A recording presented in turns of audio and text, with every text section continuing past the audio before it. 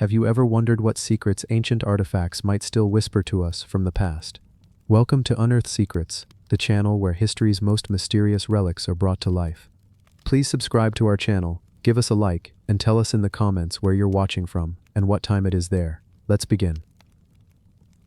The spear that chose its master. It begins in silence, a silence so thick it could almost be mistaken for weight, like a veil pressed across the centuries. Out of that silence, faint images begin to emerge, shadows of a soldier, a hilltop, a crucified figure, and a single weapon held not in glory, but in hesitation. That weapon was no sword, no royal crown, no jeweled relic. It was a spear, plain in form, simple in design, but destined to slip across the threads of history like a needle pulling together centuries of myth and power. They called it the Spear of Longinus. Some said it was merely an ordinary Roman lance issued to countless soldiers who patrolled dusty provinces of the empire. But in story, it became far more than iron and wood. It became the spear that pierced the side of Christ as he hung upon the cross. And from that moment, whether by blood, faith, or whispered rumor, the spear began to gather to itself a strange aura, a reputation of fate, of choice, of doom. Because legend insists, the spear did not simply pass from hand to hand, it chose. When we look back, history grows hazy. Was there truly a soldier named Longinus? Perhaps. Roman records spoke often of execution squads, but rarely of individuals. Yet in Christian tradition, Longinus became the name given to the centurion, whose spear drew the final proof of death from the crucified Savior. For centuries, artists painted him blind, later healed by a miraculous touch of the very blood that fell from his own thrust. The spear, in their retellings, was not simply an executioner's tool. It was the very bridge between mortal cruelty and divine sacrifice. Such a bridge could never be left in obscurity. From the dusty hills of Judea, the spear's trail becomes uncertain. Did pilgrims carry it? Did early Christians preserve it? Or did it vanish into the chaos of Rome's shifting power, only to resurface later in Constantinople? The Byzantine emperors claimed to guard a relic of the Holy Lance, displayed with reverence in their palaces. Pieces were said to have been broken away, gifted to rulers and churches in an effort to spread both devotion and political favor. A fragment here, a point there, each guarded as if it contained not just history, but destiny. Yet no fragment stirred the imagination as much as the spear that came to rest in Vienna, Austria, a weapon displayed in the Hofburg Palace treasury, where for centuries it drew both pilgrims and conquerors. The Viennese lance became more than artifact. It became an omen, a talisman, a warning. Knights and emperors looked upon it with awe. They whispered that whoever held the spear would hold the fate of the world. The Reichskleinodion, the imperial regalia of the Holy Roman Empire, placed the lance at the heart of coronations, not merely as a symbol of Christendom, but as a swordless authority, the proof of divine right. To wield the spear was not only to inherit power, it was to claim history's approval. Charlemagne, they said, had carried it in battle, his victories unfolding as if the spear itself had directed destiny. Otto I the Great was crowned with it near at hand, and his reign shone as the dawn of medieval empire. Barbarossa, the red-bearded emperor, clutched it when marching to the Crusades, convinced that so long as the spear remained in his grasp, no force on earth could bring him down. But destiny, when borrowed, is always borrowed on dangerous terms. Barbarossa drowned in a foreign river, the spear unable to halt the weight of water. Later emperors fell too, conquered, dethroned, betrayed. Though each had sworn the spear's power was unbroken, and so began the darker whispers. Perhaps the lance did not guarantee triumph. Perhaps instead, it only revealed fate. Perhaps it chose who would be raised high, and who would be broken by their ambition. The centuries carried it further still. In Vienna, the lance lay in the Hofburg treasury, locked behind walls of stone. But even walls cannot silence legend. Rumors grew that Napoleon had sought it during his campaigns, only for it to slip from his grasp before he could claim it. Later, as the modern age dawned, others too felt its pull. Mystics, occultists, men who saw in ancient iron the proof of prophecy. And then, in the 20th century, the legend twisted into its darkest chapter. Adolf Hitler, long before he rose to power, visited Vienna. A struggling artist, he wandered the city's streets and museums, and there, in the Hofburg treasury, he saw the lance. He stood before it for hours, transfixed. He later told followers that in that moment, he felt destiny touch him, that the spear spoke silently, promising that whoever possessed it would command the world. Years later, when Nazi troops swept into Austria, one of Hitler's first orders was the seizure of the lance. It was transported under guard, taken to Nuremberg, placed near his own seat of power. But like all who came before, Hitler misread the spear. It did not promise safety. It did not bend to will. In 1945, as the Third Reich collapsed in fire, the lance was captured by Allied forces. Within hours of its removal from Nazi hands, Hitler's reign ended in a bunker beneath Berlin. To some, it was coincidence. To others, proof. The spear had chosen its moment, releasing its grip on a tyrant and casting him into ruin. And so the lance returned once more to Vienna, where it remains to this day. Behind glass, in the imperial treasury, it lies silent. Tourists pass, scholars debate, and priests wonder. Some insist it is not the true spear at all, merely a medieval weapon, retrofitted into myth. Others point to centuries of tradition, relic veneration, and the strange way history seems to bend around it, and they ask, can coincidence truly stretch so far, over so many lifetimes? For what is the spear of Longinus, if not the embodiment of choice? Not the choice of those who seek it, but of the object itself. History's great irony is this. Rulers claimed the spear gave them power, but again and again the spear seemed to decide instead. Charlemagne's empire lasted. Barbarossa's fell. Napoleon missed his chance. Hitler clutched it briefly, only to lose everything. The spear waded through them all, cold, silent, patient, as though it were not simply an artifact of iron, but a judge cloaked in metal, weighing ambition and pronouncing its quiet verdict. And so the story endures, a weapon born in shadow, remembered in blood, carried by kings and tyrants, never truly belonging to any of them. The spear of Longinus has outlasted empires, crusades, and wars. It has chosen its masters, and it has abandoned them. And today, though it lies motionless in Vienna, behind the quiet glass of a museum, it waits still. Because perhaps the spear has not yet chosen its final hand. Perhaps one day it will. The coin that bought no kingdom. In the long shadow of Rome, where power was struck not only with swords but with symbols, one small piece of silver came to carry the weight of an empire's betrayal. It was a coin, plain in size, ordinary in shape, yet extraordinary in the story it told. On one side, the head of a man, his features severe, his eyes cast forward with the cold stare of conviction. On the other side, 2 daggers flanking a liberty cap. A design unlike anything Rome had seen before, and above them, 2 words engraved with finality. Eid, May. It was the only coin in Roman history to celebrate an assassination, and the man who had it minted believed that in those strokes of silver he had justified the murder of a god. Yet the coin, for all its boldness, would not save him. It became known as the Eid Mar Denarius, struck in the year 42 BCE, under the command of Marcus Junius Brutus, the man who struck at the heart of Julius Caesar and claimed he did so for the freedom of Rome. But the coin did not bring him a crown, nor a kingdom. It brought him only a legacy of blood, and the faintest whisper that sometimes even the most powerful of symbols cannot bend the course of fate. The story begins not with silver, but with a dagger in the Roman Senate on the Ides of March, 44 BCE. Caesar had risen too high, too fast, crowned with triumphs and honors until he seemed less a man and more a monarch in waiting. Rome, a republic in name if not always in spirit, had long feared kings. The word itself was poison in the streets, a reminder of tyrants cast down centuries earlier. Yet here was Caesar, wearing a crown in ceremonies, seated in golden chairs, his image stamped upon coins as if he were already eternal. And so men who called themselves liberators sharpened their knives in secret. Among them, none was more striking than Brutus. He was no common conspirator, but a man of noble blood, descended from the very Brutus who had expelled the kings of Rome generations before. To strike Caesar was to strike as an heir of the Republic itself. The Senate chamber fell into chaos on that March day. Caesar staggered beneath a rain of blades, and Brutus's dagger, whether the first or the last, joined the thrusts that ended his life. The dictator fell at the base of Pompey's statue, his blood pooling beneath the carved feet of a man who had once been his rival. And in that silence that followed, the world shifted. The assassins declared they had saved Rome, but Rome did not cheer. Instead, it trembled. The city descended into confusion, fear, and rage. Caesar's body was burned in the Forum by an angry crowd, and from the flames rose not gratitude for the liberators, but cries for vengeance. Still, Brutus and his fellow conspirators sought to shape the narrative. They had not acted in envy, they insisted, but in defense of freedom. And when Brutus fled eastward, gathering soldiers and allies in Greece, he carried with him the need to prove his cause. For soldiers fight for pay, and pay requires coin. But more than coin, Brutus needed a symbol, something that would remind men why they fought under his banner. And so he struck silver. The Eid Mar Denarius was unlike any coin before it. On its face, Brutus's own likeness stared outward, bald and unsparing. Never before had a living Roman placed his own head upon a coin in so direct a manner, save Caesar himself. To many it was shocking, even offensive. To others it was defiance, a claim that Brutus too stood as a man of destiny. Yet it was the reverse side that seared itself into memory.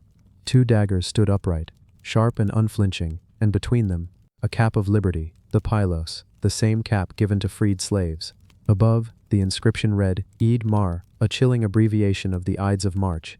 It was a boast struck in silver, a declaration that Caesar's death was not murder, but liberation. Every soldier who received such a coin was reminded that he fought not as a mercenary, but as a defender of freedom, or so Brutus hoped. But symbols, however sharp, cannot hold back armies. Across the Mediterranean, Caesar's heirs rose to power. Octavian, young but relentless, and Mark Antony, seasoned and hungry for vengeance. Together they rallied Rome's might, proclaiming themselves avengers of the slain dictator. In Philippi, in 42 BCE, the two forces met. Brutus fought with courage, his armies standing tall under the banner of the Eid Mar coin, yet destiny bent away from him. Cassius, his ally and fellow conspirator, fell first, misled by the smoke of battle. Brutus fought on, but the tide shifted, and his soldiers, weary and doubting, broke. Surrounded, Brutus fell upon his own sword, ending his life as he had ended Caesar's, but without the glory he had sought. The coin had not saved him. After Philippi, the minting stopped. The Eid Mar coin became an object of fear. For those loyal to Caesar's memory, it was a mark of treason. For those loyal to Brutus, it was a relic of failure. Yet somehow, a handful of coins survived the centuries, hidden away in hoards, buried in the earth, passed in secret from hand to hand. Today, fewer than 100 are known to exist, and only a few in gold. Each is priceless, not merely for its rarity, but for what it represents, a frozen moment in history when rebellion and destiny were hammered into silver. When you hold the coin in your mind, picture the defiance etched upon it. The daggers are not ceremonial, not gilded, but plain, the tools of betrayal. The cap of liberty stands tall, as if mocking the republic that never truly returned. And the inscription, Eid Mar, remains one of the boldest political statements ever stamped on metal. Yet for all its boldness, the coin did not buy a kingdom. It bought only memory. Brutus fell, the republic crumbled, and Octavian rose as Augustus, the first emperor of Rome. The very thing Brutus claimed to prevent came to pass, sealed not in blood alone, but in the silver he once struck. And so the Eid Mar coin endures, not as treasure, but as testimony. It is a reminder that power does not always belong to those who seize it, nor freedom to those who claim it. Symbols can inspire, they can rally, they can even haunt, but they cannot always conquer. Brutus believed the coin would crown his cause. Instead, it marked his defeat, his name forever bound to a single act of betrayal, and to a single piece of silver that whispers still of a republic that died with its savior. The coin that bought no kingdom lies in museums and private collections now, locked behind glass, guarded as if it might still command armies, yet it buys nothing but remembrance. It tells us that history is not shaped only by triumph, but by failure, and that sometimes even the sharpest symbols fade into silence. The scroll that counted shadows.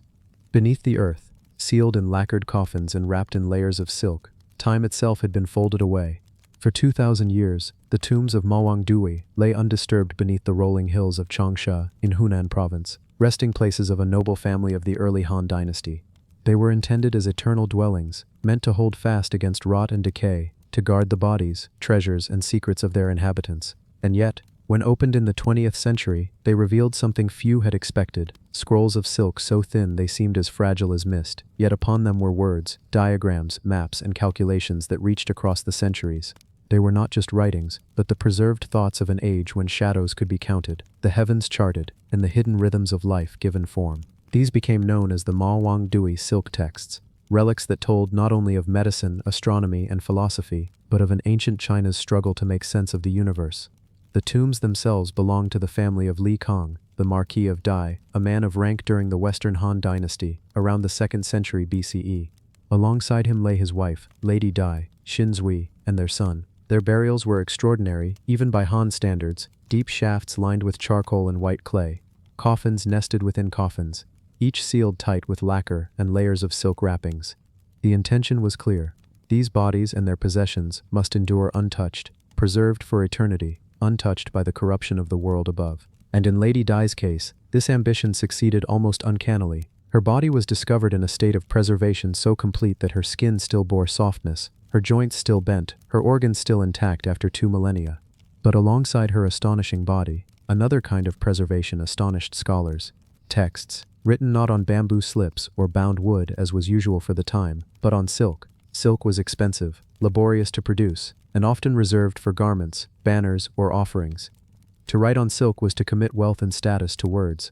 Yet the Mawangdui texts were lavishly made. They stretched in strips, some several meters long, rolled carefully and placed within the tombs. And upon these pale surfaces were characters inked in neat, orderly strokes. Some were treatises on medicine, describing exercises, herbs, and anatomical observations. Others were cosmological, mapping the heavens, charting constellations, and recording eclipses. Still others contained philosophical musings, alternative versions of texts attributed to Confucius and Laozi, fragments of thoughts otherwise lost. Together, they formed not only a library for the dead, but a mirror of the living mind of Han China, preserved against the decay of time. Among the most haunting of these was a scroll sometimes called the Book of Shadows, for within its lines were calculations of time not measured by hours, but by the passing of light. Ancient Chinese astronomers and philosophers had long understood that the sun's position cast measurable shadows. A gnomon, a simple upright stick, could reveal the movement of the heavens by the way its shadow lengthened or shortened across the day and year. But here upon silk, the precise notations of these shadow lengths were inscribed, a meticulous effort to count the shifting of light across days, seasons, and cycles. It was more than science. It was an attempt to fix the rhythms of heaven and earth into human understanding. These silk scrolls became a bridge between cosmology and calendar, between ritual and reality. Imagine the scribe who once bent over these strips of silk, brush in hand, the ink dark against the sheen of fabric. He copied tables of numbers, diagrams of constellations, texts on breathing and exercises. He was part of a culture that did not separate medicine from philosophy, astronomy from ritual, politics from the stars. The length of a shadow could tell when to plant, when to harvest, when to conduct sacrifice, when to rest. The silk itself shimmered softly in torchlight, and the knowledge it carried shimmered too, fragile, ephemeral, yet powerful. The scrolls also carried versions of philosophical works now considered canonical, but in forms that diverged from what history would preserve. Copies of the Tao Te Ching, attributed to Laozi, appeared here with lines reordered, passages altered, words flowing in patterns unfamiliar, yet deeply resonant. It was as if the voice of the sage reached us in a different register, reminding us that even the most sacred of texts once lived as evolving words, not as fixed scripture. Likewise, Confucian writings appeared with subtle but telling differences, reflections of debates alive in that time, when schools of thought still vied for dominance before the weight of dynastic orthodoxy hardened them. Other scrolls described breathing exercises, postures and movements, the precursors of Qigong. Drawings of figures with extended limbs, bent knees, and flowing gestures showed how one might guide the body's energies, harmonize with the seasons, and preserve health. These were not idle sketches, but carefully inked guides, suggesting that the inhabitants of the tomb, or those who prepared it, valued not only wealth in the afterlife, but the preservation of vitality, even in spirit. For in the Han view, health, balance, and cosmic harmony were inseparable.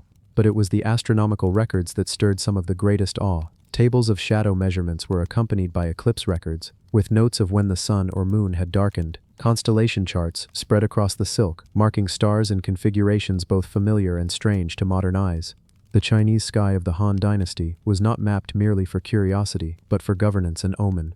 The ruler's legitimacy was bound to the heavens, his rise or fall mirrored in the dance of stars. To calculate shadows, to record eclipses, to trace constellations, this was not only science but statecraft, an attempt to read heaven's mandate in ink and silk. One scroll, preserved in fragments, recorded the yin and yang cycles with the care of an accountant, tallying coins.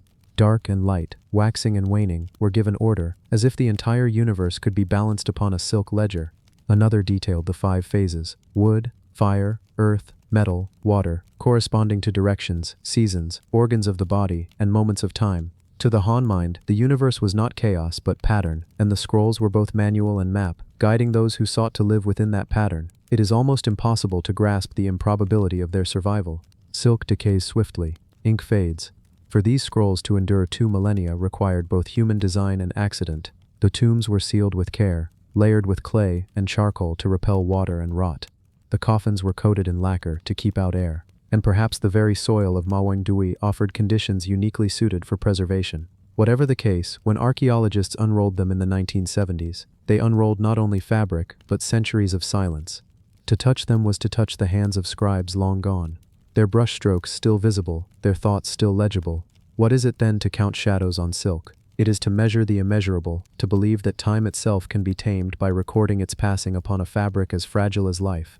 The shadow lengths noted in these scrolls spoke of solstices and equinoxes, the turning points of the year, the eternal dance of earth and sun.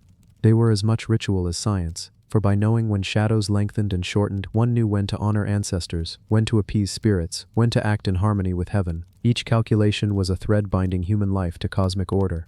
The Mawang Dui texts, in their survival, remind us of a world where no boundary was drawn between the physical and the spiritual, the empirical and the mystical. To heal the body was to align with the cosmos. To watch the stars was to govern the empire. To count a shadow was to touch eternity. And in silk, the most delicate of human creations, that eternity was preserved. Today, the Mawang Dui silk texts rest under the careful watch of museums and archives, their fibers fragile, their ink faint but enduring. Scholars pore over them, tracing the curves of characters, comparing the divergences from later versions of texts, puzzling over diagrams whose meanings are still partly obscure. Each discovery peels back a layer of the Han mind, revealing a culture at once practical and profound, earthly and celestial. And still, the scrolls whisper. They whisper of the Marquis and Lady Di, their tombs built to last forever, their lives folded into eternity. They whisper of scribes bent over silk, believing their work would endure, never imagining it would sleep for 2,000 years before waking again. They whisper of shadows counted, eclipses noted, breaths drawn, energies guided, and above all they whisper that time, though relentless, sometimes leaves fragments of itself behind, fragments that allow us to touch a world thought lost. The scroll that counted shadows is one such fragment, a fabric that outlived kingdoms, ink that survived dynasties, ideas that endured silence. It is the memory of a people who sought to order the universe, and in so doing, left us a universe of memory. The mask that sang of salt. The deserts of northern Peru are lands of silence, where dry winds sweep over ancient ruins and the bones of forgotten civilizations lie buried beneath the sand. Here, in the realm once ruled by the Moshe, a silver mask was unearthed, its features stern yet strangely alive, as though it carried with it the voice of a world that no longer spoke. To the archaeologists who first uncovered it, the mask seemed more than an artifact. Its eyes were blank hollows, but the curve of its mouth, the way light caught on its surface, gave the impression of a faint smile, a smile that seemed to whisper not with words but with salt, with the memory of oceans, with the taste of tears, with the echo of ceremonies long extinguished. The Moshe, who flourished between the 1st and 8th centuries along Peru's coast, were masters of metal, clay, and blood. Their temples rose as pyramids of sun-dried brick, and their artistry gave them a voice that defied the silence of their barren landscape. They crafted vessels shaped like warriors, animals, even acts of human sacrifice. They painted walls with scenes of gods who demanded offerings, and they worked metals with precision so fine that even today their jewelry seems to hum with energy. Among their treasures, silver masks held a place both sacred and mysterious, worn in ceremonies, buried with lords, or placed upon the faces of the dead. Masks like this one were not merely decorations. They were conduits, vessels for transformation, objects that dissolved the line between the mortal and the divine. The silver mask found near the remains of an elite Moke burial was unusual. Unlike the golden funerary masks of other civilizations, this one was made of silver, a metal the Mokberi associated not with the sun, but with the moon. The moon was a god of power, feared even more than the sun, for the moon governed tides, seasons, fertility, and the darkness where predators prowled. To wear silver upon one's face was to claim connection to the night, to the shadows, to the ebb and flow of life and death. And yet, this mask bore more than the reflection of moonlight.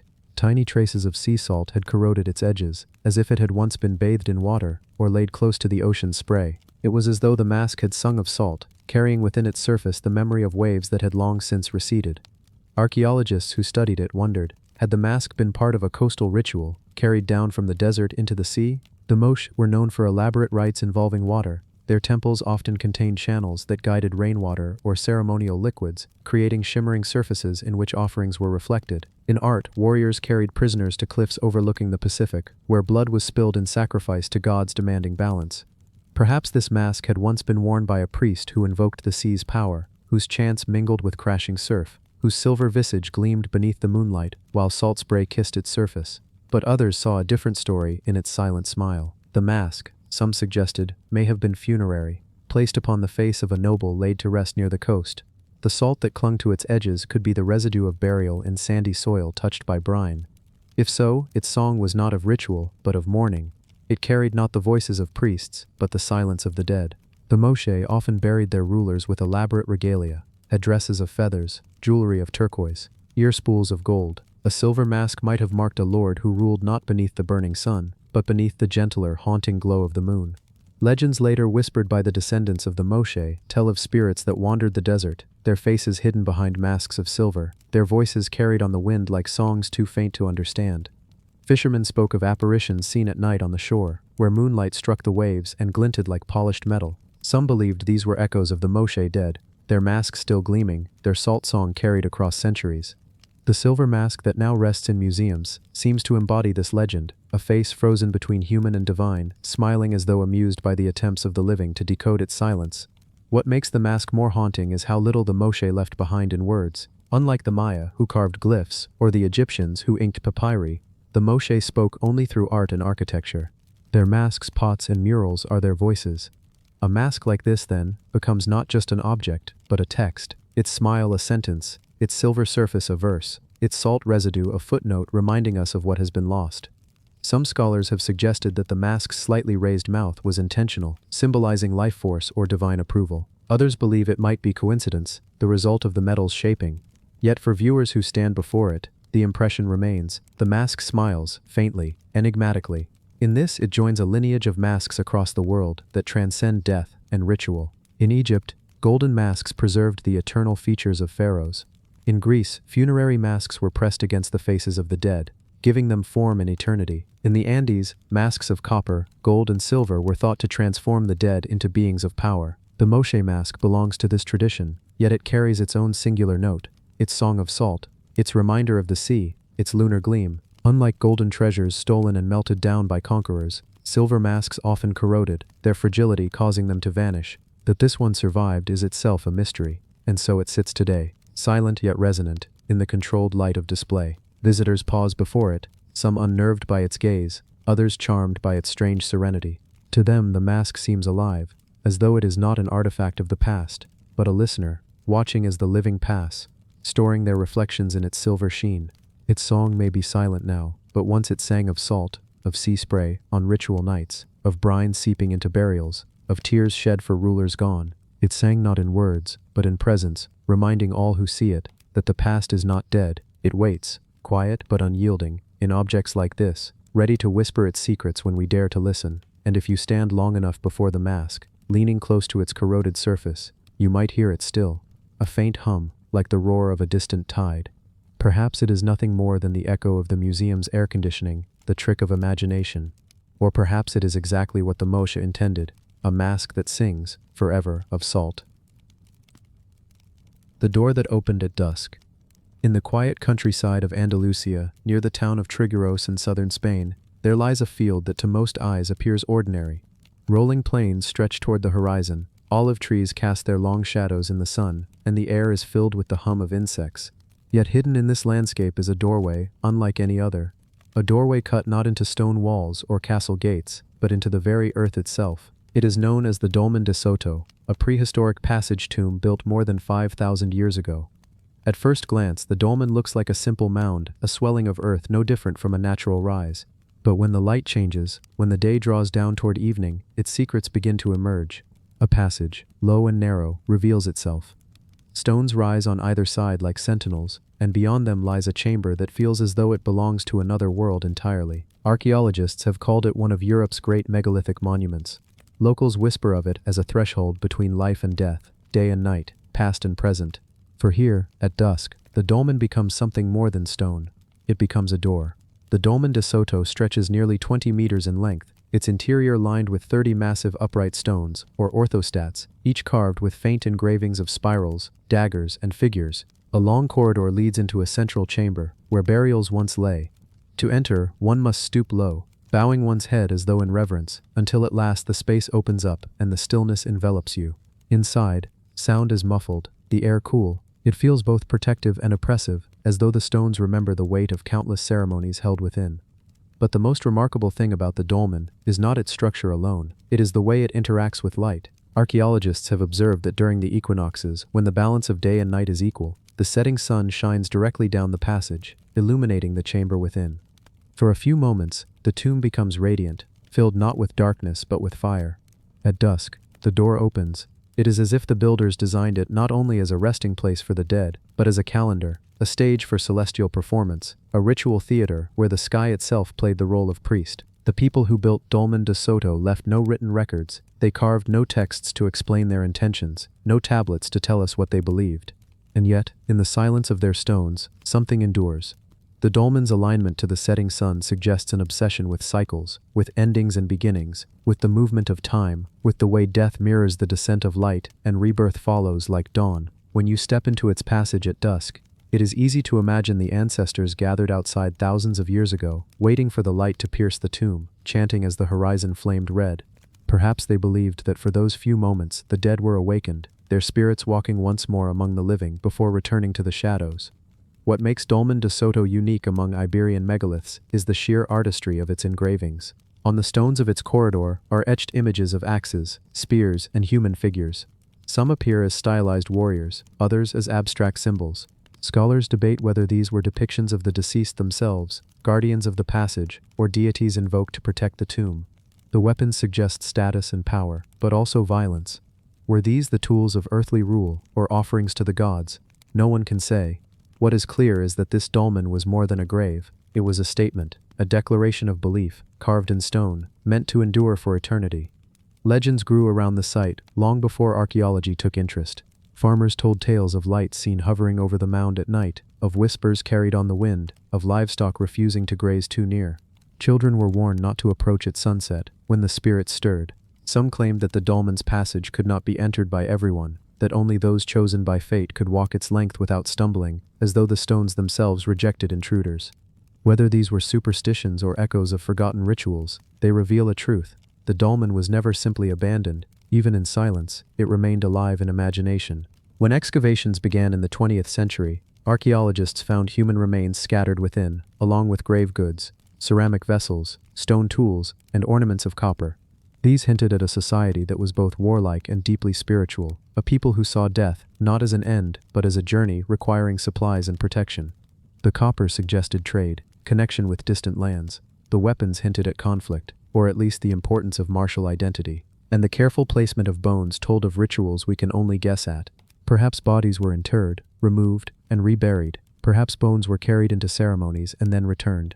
Whatever the case, the dolmen was no static tomb. It was a living monument, revisited, reused, reimagined across generations. What is most striking is the sense of continuity it suggests. To build Dolmen de Soto required enormous labor, quarrying stones, dragging them across land, aligning them with celestial events, shaping them into a corridor that still stands millennia later. Such effort would not have been given lightly. The builders must have believed the dolmen mattered, not only for themselves, but for those yet to come. To create a door that opened at dusk was to claim mastery of time itself, to bind community, cosmos, and death into one enduring act. Today, when the sun begins to sink and shadows stretch across the Andalusian plain, the dolmen still answers. Its passage glows, just as it did for the ancients. Visitors who witness it often describe a feeling of awe, as though standing not in a ruin, but in a place still active, still sacred. Some speak of a hush that falls over the land, of birds quieting, of a weight in the chest that is not fear but reverence. For a moment, the boundary between then and now dissolves. You see what they saw, you feel what they felt. The door opens, and you realize it was never meant to close. And yet, even now, the Dolmen de Soto keeps its silence. We do not know the names of those buried there. We do not know the prayers whispered over them, or the songs sung at their interment. We do not know whether the figures carved on its stones were gods or men, whether the light of the setting sun was meant to summon, to honor, or to transform. All we know is that the people who built it were watching the skies, marking time, and shaping stone into story. Their story still speaks if we are willing to listen, not with words but with shadows and light, with the rhythm of dusk, with the silence of stones. To step into Dolmen de Soto is to step into that silence. You bend low, enter the narrow corridor, and feel the coolness wrap around you. You hear your breath, your heartbeat, and nothing else. Ahead, the chamber waits, dark and solemn. Behind, the world of the living glimmers faintly through the entrance. And then, as the sun descends, the light begins to slide down the passage, slow and deliberate, until it fills the chamber in a burst of red gold. For an instant, you understand. The door has opened. The past is present. The dead walk again, and then the sun sinks lower. The light fades. Darkness returns. The door closes once more, leaving you in silence. Yet something lingers, an aftertaste of wonder, a memory of having seen not only a tomb, but a threshold. You leave the dolmen changed, carrying with you the weight of its secret. For though the builders are gone, though their names are lost, their door still opens. At dusk, it always will. The stone that spoke in circles. Across the green fields of Ireland, where mists curl low over hills, and the rain seems to whisper secrets into the soil, there are stones unlike any others. To most, they look plain and unremarkable, rounded boulders or slabs with hollow depressions carved into them. Yet to those who know, they are called Bullan stones. These stones, with their curious circular basins, have been part of Ireland's landscape for millennia, and they carry with them stories that blur the line between nature and myth, between faith and folklore. Some say the depressions were made by ancient peoples, hollowed out deliberately with stone tools. Others insist they are the marks of saints, their knees pressed in endless prayer upon the rock until the stone itself softened. Still others whisper that the circles were formed by giants or by the slow turning of the heavens above, pressed into the earth as the sky wheeled through the centuries. Whatever their origin, these stones are not silent. They speak in circles, in water, in whispers passed from one generation to the next. Imagine walking through a damp Irish meadow, the grass shining with dew, the air heavy with the smell of peat and wild flowers. You crest a hill and see before you a low stone, its surface worn smooth with age. In the center lies a perfect hollow, filled with rainwater that reflects the shifting clouds. At first it seems ordinary, but then you notice how round the hollow is, how deliberate it looks, how it draws the eye inward as though it were a mirror into another world. This is a bullan. To kneel beside it is to kneel beside a relic of forgotten belief, an altar in plain sight, a vessel for prayers whispered and answered in silence. Archaeologists debate their purpose. Some suggest they were ancient mortars, used for grinding herbs, pigments, or grains. Others believe they were ritual objects, aligned with cosmology, meant to capture rainwater imbued with sacred power. Still others note how often they are found near early Christian sites, suggesting a continuity of use from pagan ritual to Christian devotion. Whatever their true purpose, what cannot be denied is their persistence. For thousands of years, people have approached these stones, touched their circles, and believed them capable of more than ordinary stone. Folklore clings to bullans like mist to a hill. It is said that water collected in their hollows has healing powers. A sick child might be bathed with it, a wound washed in it, a fever cooled by it. Some stories tell of placing a small stone, called a cursing stone or prayer stone, within the hollow, turning it in circles as prayers or imprecations were spoken aloud. To turn clockwise was to bless, to heal, to protect. To turn counterclockwise was to curse, to call misfortune, to bind. In this way the bullan became a speaking stone. Not in words, but in the circling of hands, the movement of water, the repetition of ritual. There are tales of bullans that could cure warts, that could banish toothaches, that could ease childbirth. Farmers believed that water from them could protect cattle, bless crops, or ward off blight. Warriors believed they could grant strength or courage. Children believed they could summon fairies, and priests, confronted with the persistence of such practices, often sought to Christianize the stones, dedicating them to saints, carving crosses nearby, weaving them into the holy fabric of Ireland rather than tearing them away. Thus the stones endured, bridging two worlds. One famous bullan lies at Clonmacnoise, the great monastic site along the River Shannon. Here, the depressions in stone are said to have been formed by the knees of saints in prayer, their devotion so intense it left its mark. Pilgrims still come, kneeling in the very hollows said to have been shaped by holy flesh against stone, hoping to absorb something of that devotion. At other sites, the hollows are said to be the footprints of saints, or of giants, or of the Virgin herself. In this way, each bullan becomes a story, a mark left not just on the land, but on the imagination. What makes the bullan truly remarkable is its circularity. Circles recur endlessly in ancient symbolism: the wheel of the year, the orbit of stars, the turning of seasons, the cycle of birth and death. To carve a circle into stone is to acknowledge that nothing ends, that everything returns. To fill that circle with water is to mirror the sky, to hold the heavens in the palm of the earth. Perhaps that is why people were drawn to them, why they circled their stones within, why they trusted them to carry prayers upward and downward at once. The stone spoke not in words but in circles, in the endless repetition of movement and time. Legends tell of bullans that must never be emptied, for their water was sacred. To spill it carelessly was to invite misfortune. Some said the fairies themselves kept watch over the stones, ensuring they were treated with respect. Others told of farmers who used the water in secret, blessing their fields at dawn, returning in silence so as not to disturb the spirits. There are even tales of curses bound to these stones, of neighbors turning stones against one another, of livestock sickened, of fortunes ruined, all undone only when the cursed stone was turned back. Standing before a bullan today, one can feel its quiet gravity. The hollow is smooth, not sharp, worn by centuries of hands, of stones turned, of water collected and poured. It feels alive in its stillness, as though waiting for you to complete the circle, to place your hand upon it, and continue the ritual begun by countless others before. And perhaps that is the true secret of the bullon. It is not complete on its own. It speaks only when engaged, when touched, when turned, when believed in. Without people, it is only a stone. With them, it becomes a voice, a circle of continuity stretching across millennia. The bullons also reveal something profound about the Irish landscape itself. Ireland is a land of stone walls dividing fields, stone circles marking ritual sites, standing stones rising like frozen sentinels. The bullons belong to this same tradition, but on a smaller, more intimate scale. They are not towering monuments, but quiet altars, meant not for spectacle, but for closeness. You must kneel to use them, bend down, humble yourself. In doing so, you meet the stone as an equal, not towering above it, but listening to it at eye level, hearing its circle speak. Archaeologists continue to study them, measuring, cataloging, comparing. Yet no final answer has been found. Some are prehistoric, others medieval, some are isolated, others clustered, some are linked to known ritual sites, others stand alone in fields where no other monument lies. Their origins remain as mysterious as their purpose. But perhaps that is the point. Perhaps they were never meant to be pinned down, never meant to be explained in a single definition. Perhaps their power lies precisely in their ambiguity, the way they can be both tool and altar, both pagan and Christian, both stone and voice, and so the bullon stones remain. They wait in fields, in forests, near ruined churches, by ancient wells. Rain fills them, moss creeps around them, birds drink from them, pilgrims kneel beside them, and as long as someone believes, as long as a hand turns a stone within their hollow, as long as water is drawn from their basin, the circle continues. The stone speaks, not in words but in the endless rhythm of turning, of circling, of remembering. To kneel by a bullon is to kneel at a place where time has no edges. The past is present, the present eternal. You trace your hand along the smooth rim, peer into the still water, and for a moment, you feel the weight of all who have come before. Their prayers linger, their curses echo, their hopes ripple in the water's surface. The stone has heard it all, and it remembers, holding it within its circle. It speaks without sound, in the silence that turns like a wheel, in the circle that never ends.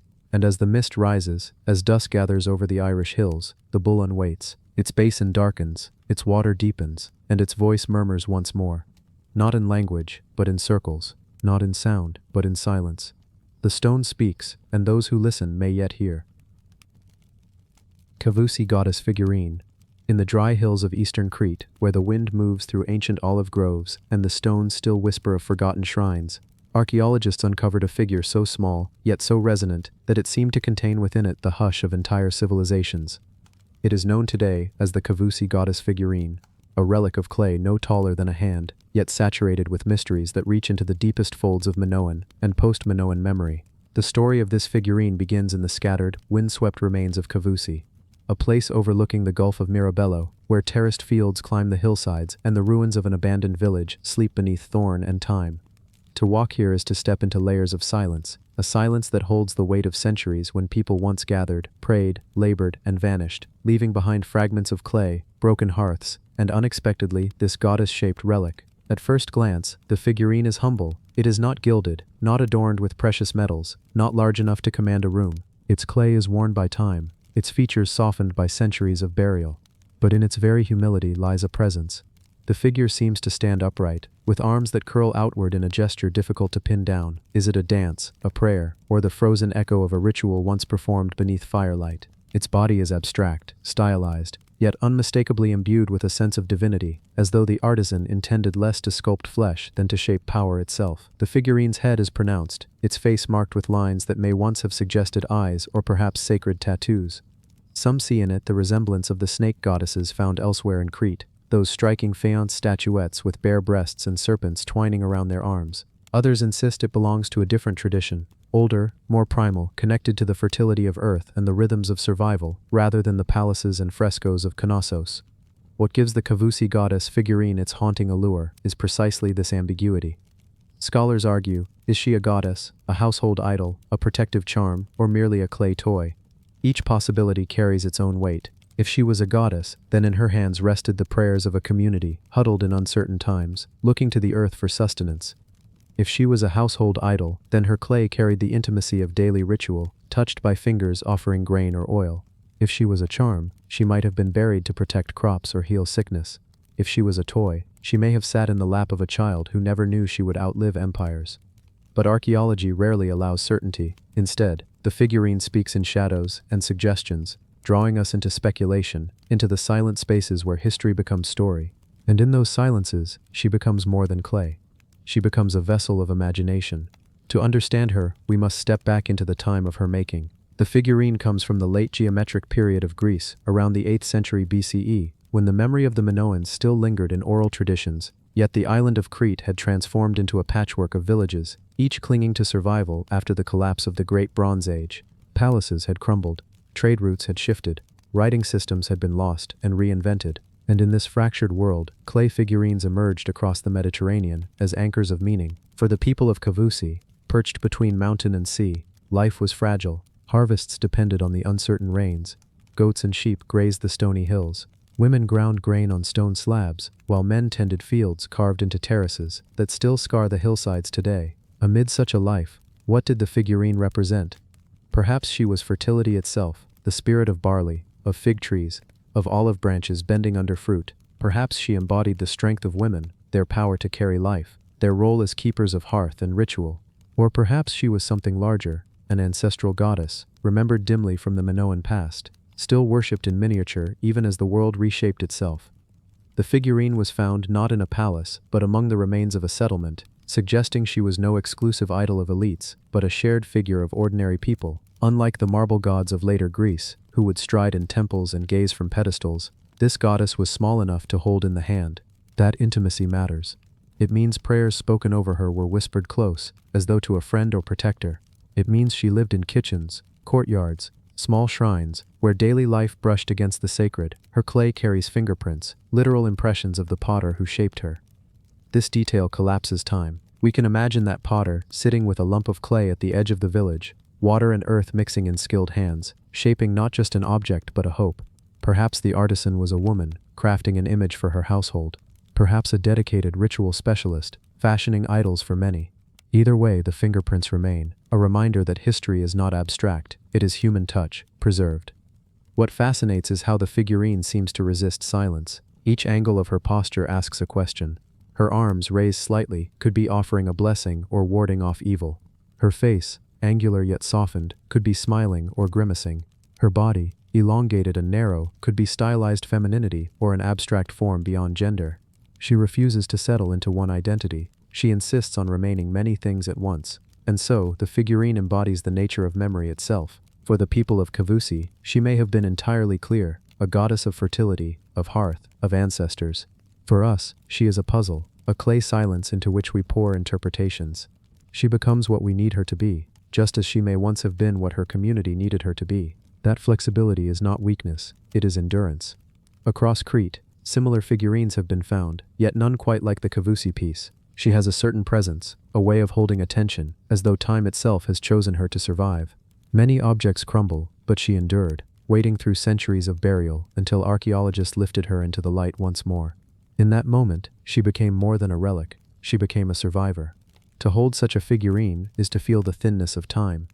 You realize that she once rested in the hands of a villager who may have looked out at the same hills, the same sea. The prayers whispered then are gone, but the clay remains, and through it, the sense that human beings across millennia share the same needs: safety, fertility, hope. The Kavousi goddess figurine reminds us of a truth often forgotten, that history is not only palaces, kings and wars. It is also clay, earth, the small objects shaped by unknown hands, cherished in homes, carried in rituals, and buried with reverence. These humble artifacts speak with equal power, though their language is quieter. They whisper rather than proclaim. Yet in that whisper lies an intimacy the grand monuments cannot offer. Perhaps that is why the figurine feels so alive. She was never meant to be distant, never meant to awe with grandeur. She was meant to be near, to be touched, to be part of daily rhythms. And so, even now, across 3,000 years, she retains that nearness. She does not command from afar. She sits quietly, waiting for us to listen. What secrets does she keep? Was she tied to myths that predate Zeus and Hera, echoing of older goddesses of earth and sky? Was she a reminder of the Minoan snake goddess, or of fertility cults that dotted the Mediterranean? Was she perhaps entirely unique, a local divinity known only to Kavousi, her name lost when the last of her worshippers turned to dust? The questions have no single answer, and maybe that is the point. The figurine's power lies not in certainty, but in mystery. In her clay body rests the suggestion that humanity has always needed to shape the divine in tangible form, always needed something small and close to touch, to remind us that the sacred can be held in the hand. And so, in the Kavusi goddess figurine, we find not just a relic of Crete, but a mirror of ourselves. We see how fragile objects outlast empires, how clay can outlive marble, how something so small can carry the weight of longing, prayer, and imagination across the span of millennia. She speaks without voice, and yet if you listen, you may hear her, not in words but in the silence between them. The winds still move through the hills of Kavusi, through the olive trees, through the ruins of homes, and in a museum, the figurine waits, small but unbroken, her arms frozen in gesture, her presence undimmed. She does not tell us what she means. She does not answer the questions, but she remains, and in that endurance she becomes her own answer. For sometimes, the greatest secret a goddess can keep is not what she is, but that she endures it all. The statue that waited in silence. The island of Melos rests in the southern Aegean, cradled by waters that shimmer blue beneath the Greek sun, its volcanic cliffs standing as both guardians and storytellers. To sail toward it is to approach not only land but memory, for Melos has always been a place of quiet resilience, where the soil remembers fire, and the sea whispers of ships both arriving and lost. It was here, 2 centuries ago, that a farmer turned over stones and found a figure, a form of marble that seemed less carved than awakened, a statue that would become known across the world as the Aphrodite of Melos. Yet even now, though she stands in the Louvre, polished by the gaze of millions, she waits in silence, withholding secrets that may never fully be spoken. When the farmer Yorgos Kontrotas stumbled upon the broken pieces in 1820, he did not know that he had uncovered one of the most enigmatic masterpieces of Greek antiquity. The statue lay buried in fragments within the ruins of an ancient gymnasium, its torso split from its legs, its arms missing, its base scattered. And yet, even in dismemberment, the figure radiated a calm both commanding and tender. She stood in contrapposto, her weight shifting naturally, her body a harmony of curves and balance that seemed to breathe. Her head inclined just slightly, her lips parted as though about to speak, but she did not. She has never spoken. From the moment of discovery, there was dispute. Who had carved her, when, and for whom? Was she the work of Praxiteles, famed in the 4th century BCE, for giving gods the soft humanity of flesh, or was she later, the creation of an unknown Hellenistic hand, 2 centuries on, at a time when marble still bent to the ambition of sculptors but art had shifted toward drama, tension, and flourish? Scholars argued over style, proportions, and technique. Some declared her earlier, classical, serene. Others pointed to flourishes that belonged to later tastes. The truth has never been settled. She remains, like the sea around Melos, a mirror that reflects what each age longs to see. What is not disputed is her power. The farmer sold her, first to a local Ottoman official, then to French naval officers, who recognized at once the value in the broken figure. France carried her away, gifting her to Louis XV, who placed her in the Louvre in 1821. There she remains, poised, revered, an icon of both antiquity and modern desire. Yet in her transport, something was lost, both literally and symbolically. Witnesses at Melos claimed the statue once had arms, fragments that suggested she once held an apple, the emblem of Aphrodite's triumph in the judgment of Paris. If true, then she was not merely beautiful, she was victorious, the goddess of love who won the most fateful contest of desire and myth, the choice that would ignite the Trojan War. But when she arrived in Paris, her arms were gone. Whether broken in transit or abandoned in the earth, no one can say with certainty. And so she is incomplete. Yet it is this incompleteness that has become her essence. She is whole precisely because she is not. She waits in silence because silence gives her eternity. Stand before her, and the paradox is immediate. She is both immortal and wounded. The polished marble glows under museum light, yet cracks run through her, reminders of violence and time. Her missing arms deny her gesture, leaving her frozen between actions. Was she about to extend a gift, to cradle a dove, to hold aloft the apple that crowned her beauty? Or was she defending herself, warding off intrusion, caught in the moment before retreat? We do not know, we never will, and so each viewer completes her in imagination. The statue is not merely marble, it is a question, yet questions extend beyond her body. Why was she here, on Melos, an island far from the great centers of Athens or Pergamon? Some argue she once adorned a sanctuary, her gaze turned toward worshippers who brought garlands, honey, and the fragrance of burnt offerings. Others suggest she stood in a gymnasium, a reminder that even in striving for strength and athletic form, the Greeks never separated beauty from devotion. Still others whisper she may have guarded a private villa, owned by a wealthy merchant whose wealth was as fleeting as the tides. When the villa crumbled, When centuries passed, when empire gave way to empire, she fell into the earth, buried but unforgotten, until the farmer's spade brought her back to light. The silence of the statue extends also to her face. Her lips part, but words do not come. Look closely, and you will see the faintest suggestion of a smile, not radiant, not seductive, but contemplaced. It is the same mystery of expression found in the Mona Lisa centuries later. A smile that is not a smile, an enigma that draws the mind inward. She seems to know something beyond time, something neither myth nor history can reveal. Perhaps it is the secret of beauty itself, that it lies not in perfection, but in absence, in what is suggested rather than shown. As she traveled to Paris, she became not only a statue, but a symbol. France, recovering from Napoleonic defeat, seized upon her as a trophy, a reassurance that though armies had lost, culture could still triumph. She was displayed as an emblem of classical heritage, an answer to the stolen treasures of the Parthenon marbles housed in London. For France, she was not merely Aphrodite, goddess of love, she was France itself, dignified, resilient, wounded but unbroken, and so she was woven into politics, nationalism, pride. The goddess of beauty became a goddess of nations. Yet beneath such layers, the statue herself remains unyielding. She waits, marble cool against time, eyes gazing not at the viewer but past them, as though looking across centuries to something else entirely. Perhaps she gazes back toward Melos, toward the volcanic cliffs and restless waters where she once stood. Perhaps she gazes further still, into eternity, where the gods reside in silence, untouched by the quarrels of mortals. There is something haunting in her stillness. Unlike other statues, whose gestures tell a story, she refuses narrative. She does not explain herself. And in that refusal, she becomes infinite. Generations have written essays, drawn sketches, composed poems in her honor. Artists like Dali reimagined her in surreal fragments, while writers compared her to absent lovers, lost ideals, unreachable perfection, and yet the more she is reimagined, the less she is possessed. She resists definition. She waits in silence. Perhaps this is why she endures. Other statues have been broken, reconstructed, dismissed as fragments. But the Aphrodite of Melos is no fragment. She is a whole born of absence. She does not need arms, for her gesture is beyond stone. She does not need provenance, for her meaning is beyond history. She simply exists as presence itself, the embodiment of what cannot be said. Walk through the Louvre late, when crowds thin and the halls grow dim. There she stands in her marble glow, surrounded by silence.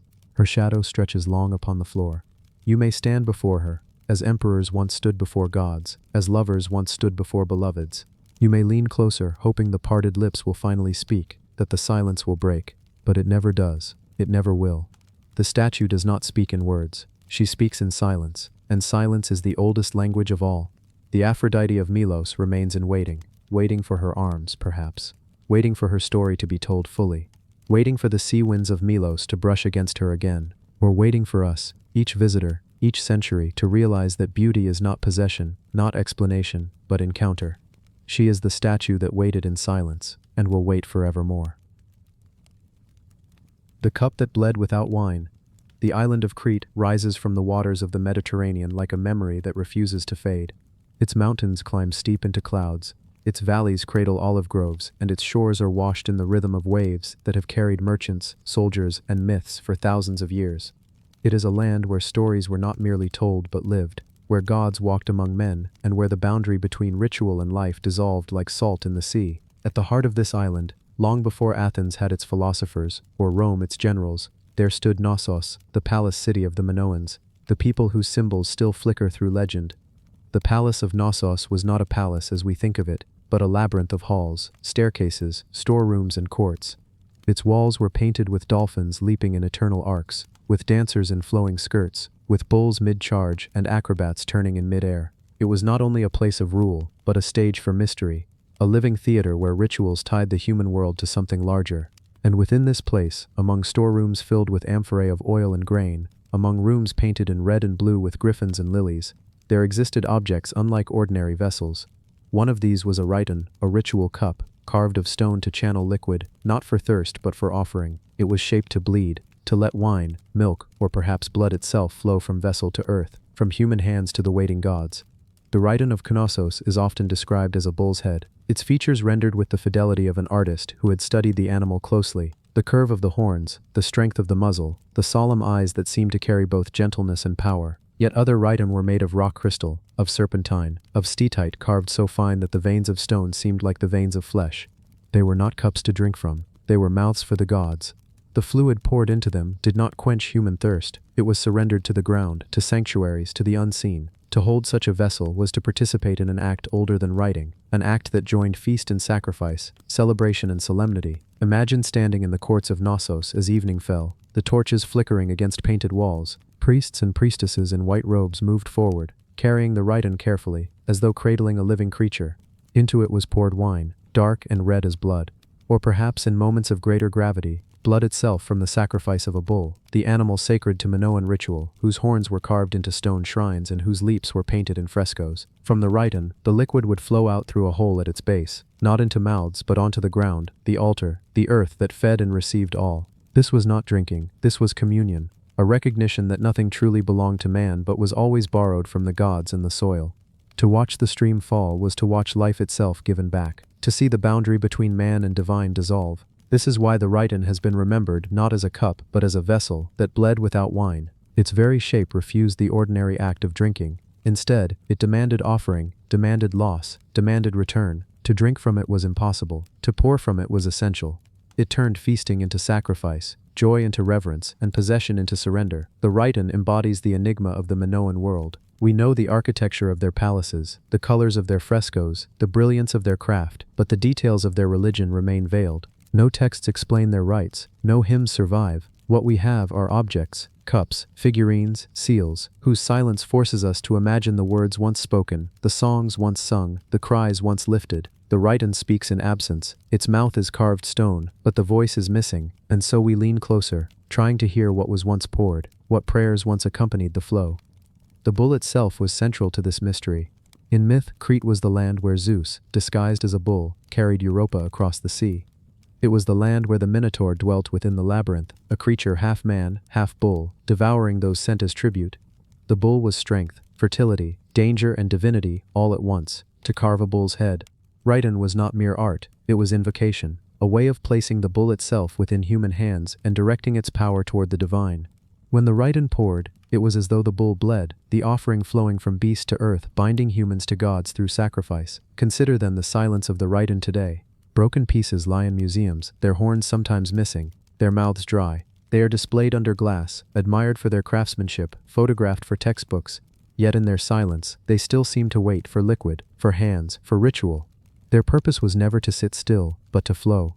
Their essence was movement, the downward fall of wine or blood, the joining of earth and heaven.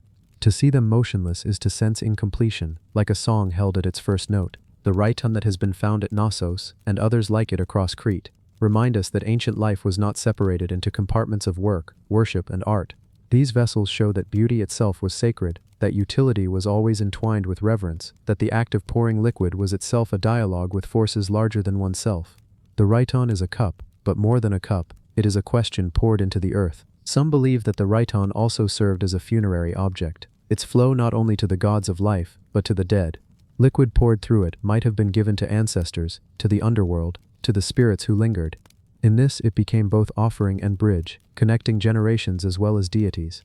To pour wine onto the soil of a grave was to remind the dead they were not forgotten, to remind the living they were not alone. And so the rhyton's mouth was also a doorway. The rhyton's bleeding is not violence, it is continuity. Just as the earth bleeds rivers, just as grapes bleed juice, so too did the rhyton bleed, turning harvest into worship, life into gift. When held, it demanded a steady hand, for the liquid could not be contained long. It urged the act of giving, perhaps that is why it resonates even now. We live in a world of keeping, but the rhyton insists on letting go. Stand before one today, behind the glass of a museum, and imagine it filled again. Imagine the red of wine rising to its rim, the scent of fermentation mingling with torch smoke, the sound of chanting low against stone walls. Then watch as the liquid drains, slow, inevitable, unstoppable. It does not go to lips, it goes downward, to the earth, as though the earth itself thirsts more than any human mouth. That is why the cup is remembered as one that bled without wine, because it was never meant to quench man's thirst, it was meant to quench the gods. It was meant to remind mortals that their harvest, their joy, their very breath, belonged not solely to themselves but to something greater, and so it waits still, in silence like the statue of another island, waiting not for an answer but for a question. The rhyton speaks without words, bleeds without wound, gives without keeping. It is the memory of a people whose rituals remain hidden, but whose art still trembles with life. To see it is to stand at the edge of silence, at the threshold of gods, watching a cup bleed without wine, endlessly, across the centuries. The scepter that commanded no king. In the heat of Upper Egypt, where the Nile bends through desert and the horizon seems to shimmer with distance, there lies a place once known as Hierakonpolis. Long before the pyramids rose at Giza, before pharaohs marched with armies and gods were written in stone, Hierakonpolis was already old. It was here, in the late 4th millennium BCE, that Egypt's first kings gathered power, built shrines, and carved their triumphs into stone. Among the fragments of their ambition lies an artifact that whispers of a time when power itself was being invented, the mace head of Narmer. It is not a weapon as we might imagine, not a club swung in battle, not a tool carried into combat. It is too large, too heavy, too finely carved for such use. It is instead a monument in miniature, a scepter that commanded no king, for its authority lay not in striking but in being seen. Carved from limestone, round as a shield, its surface is filled with images, not blows. To hold it was not to fight but to proclaim. To look upon it was to learn who ruled and why. Narmer's name is carved there, the first of pharaohs, the unifier of Upper and Lower Egypt. His figure looms, larger than those around him, not because he truly towered in body, but because scale itself was a language. In Egyptian art, size was power, and the king's enormity was the statement of a new world. One ruler above many, one crown upon two lands. Around him are attendants, standards, animals, offerings, processions, all compressed into a single surface, a single story carved in stone. And yet, though it shows a king, it is a scepter that commanded no king. For the power it embodies is not one of flesh and breath, but one of symbol. It was not carried into battle to decide victory, it was carved afterward to remember and proclaim it. It is a scepter of memory, not of rule, and the authority it carried ended with the ritual, silent thereafter. When the ceremony ended, the mace head was no longer a tool, but a relic. Its command dissolved, its silence beginning. The mace head shows Narmer enthroned, witnessing processions of captives, of animals, of offerings. There are rows of oxen, goats, and birds. Their presence less about agriculture than about tribute. The scene is not one of violence, but of order. Life tamed, offerings gathered, subjects displayed. It is the vision of kingship at its birth, the ability not only to defeat enemies, but to arrange life itself, to bring the chaos of the Nile flood and the desert storm into a single, controlled procession. The roundness of the mace head itself recalls the sun, the eternal cycle, the completeness of rule. It is not a cube, not a slab, but a circle, a shape without end. And into that circle is carved the first cycle of kingship, the beginning of a line that would stretch for 3,000 years. To look at the mace head is to see the spark of pharaonic power, still small, still fragile, but already demanding eternity. And yet the mace head is silent. We do not know the full ritual in which it was used. We do not know if it was held aloft during sacrifice, or displayed during festivals, or placed in shrines never meant to be opened again. We do not know what words were spoken over it, what songs were sung as its surface was unveiled. Its silence is complete. It commands us to wonder, not to obey. Perhaps that is why it is remembered as a scepter that commanded no king. Narmer himself may have held it, or his priests may have lifted it, or it may have been set before a god's image. But when Narmer was gone, the mace head did not pass to his heirs as a crown might, nor did it speak in law as a decree would. It remained what it was, stone, carved, heavy, mute. Its command was momentary, its authority dissolved with the ritual. The king commanded men, the mace head commanded no one. This makes it different from the Narmer palette, its better-known twin, which shows the king striking down enemies with divine certainty. The mace head is subtler, quieter. It does not show violence, but order. It does not show conquest, but procession. Its authority is not the blow, but the arrangement of life into tribute. And in this it reveals something profound. The birth of kingship is not only in victory, but in ritual, in the crafting of symbols that outlive the man himself. The mace head is also incomplete to us. Its carvings are damaged, its edges worn. Some scholars see in it the record of a marriage, a royal union sealing alliances. Others see a victory procession, captives and beasts lined before the throne. Others yet see ritual offerings to the gods, Narmer's presence more divine than human. But certainty eludes us.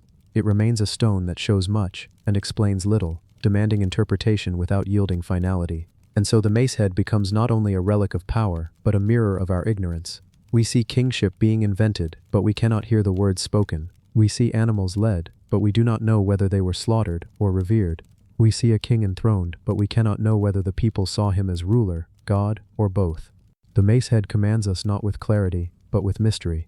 Imagine, then, the scene in Hierakonpolis when it was unveiled. The desert wind still, the Nile reflecting light, the king, young but already wearing 2 crowns, seated upon a dais. Around him priests in leopard skins, attendants carrying standards, musicians with drums and pipes, and before them the mace head, carved and gleaming, lifted high. Its weight demanded 2 hands. Its carvings caught the torchlight.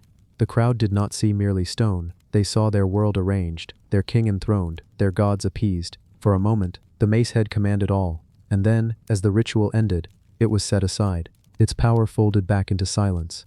The scepter that commanded no king is a reminder of the difference between power in flesh and power in stone. Narmer lived, ruled, died. His victories are gone, his body dust, but the mace head remains. It outlives him, yet it does not rule. It exists, mute, an echo of a moment. It holds a command that can no longer be heard. Today it rests in museums, its round surface under glass, its carvings studied under lights. Visitors pass, reading its captions, seeing its images without hearing its voice. It commands no king, no people, no god. It waits in silence, as it has for 5,000 years, its command unfinished, its authority gone. And yet, by refusing to command, it still calls us closer. By not speaking, it demands we imagine. By not ruling, it reigns in memory. The mace head of Narmer is more than an artifact. It is a reminder that kingship itself began as ritual, as performance, as symbol.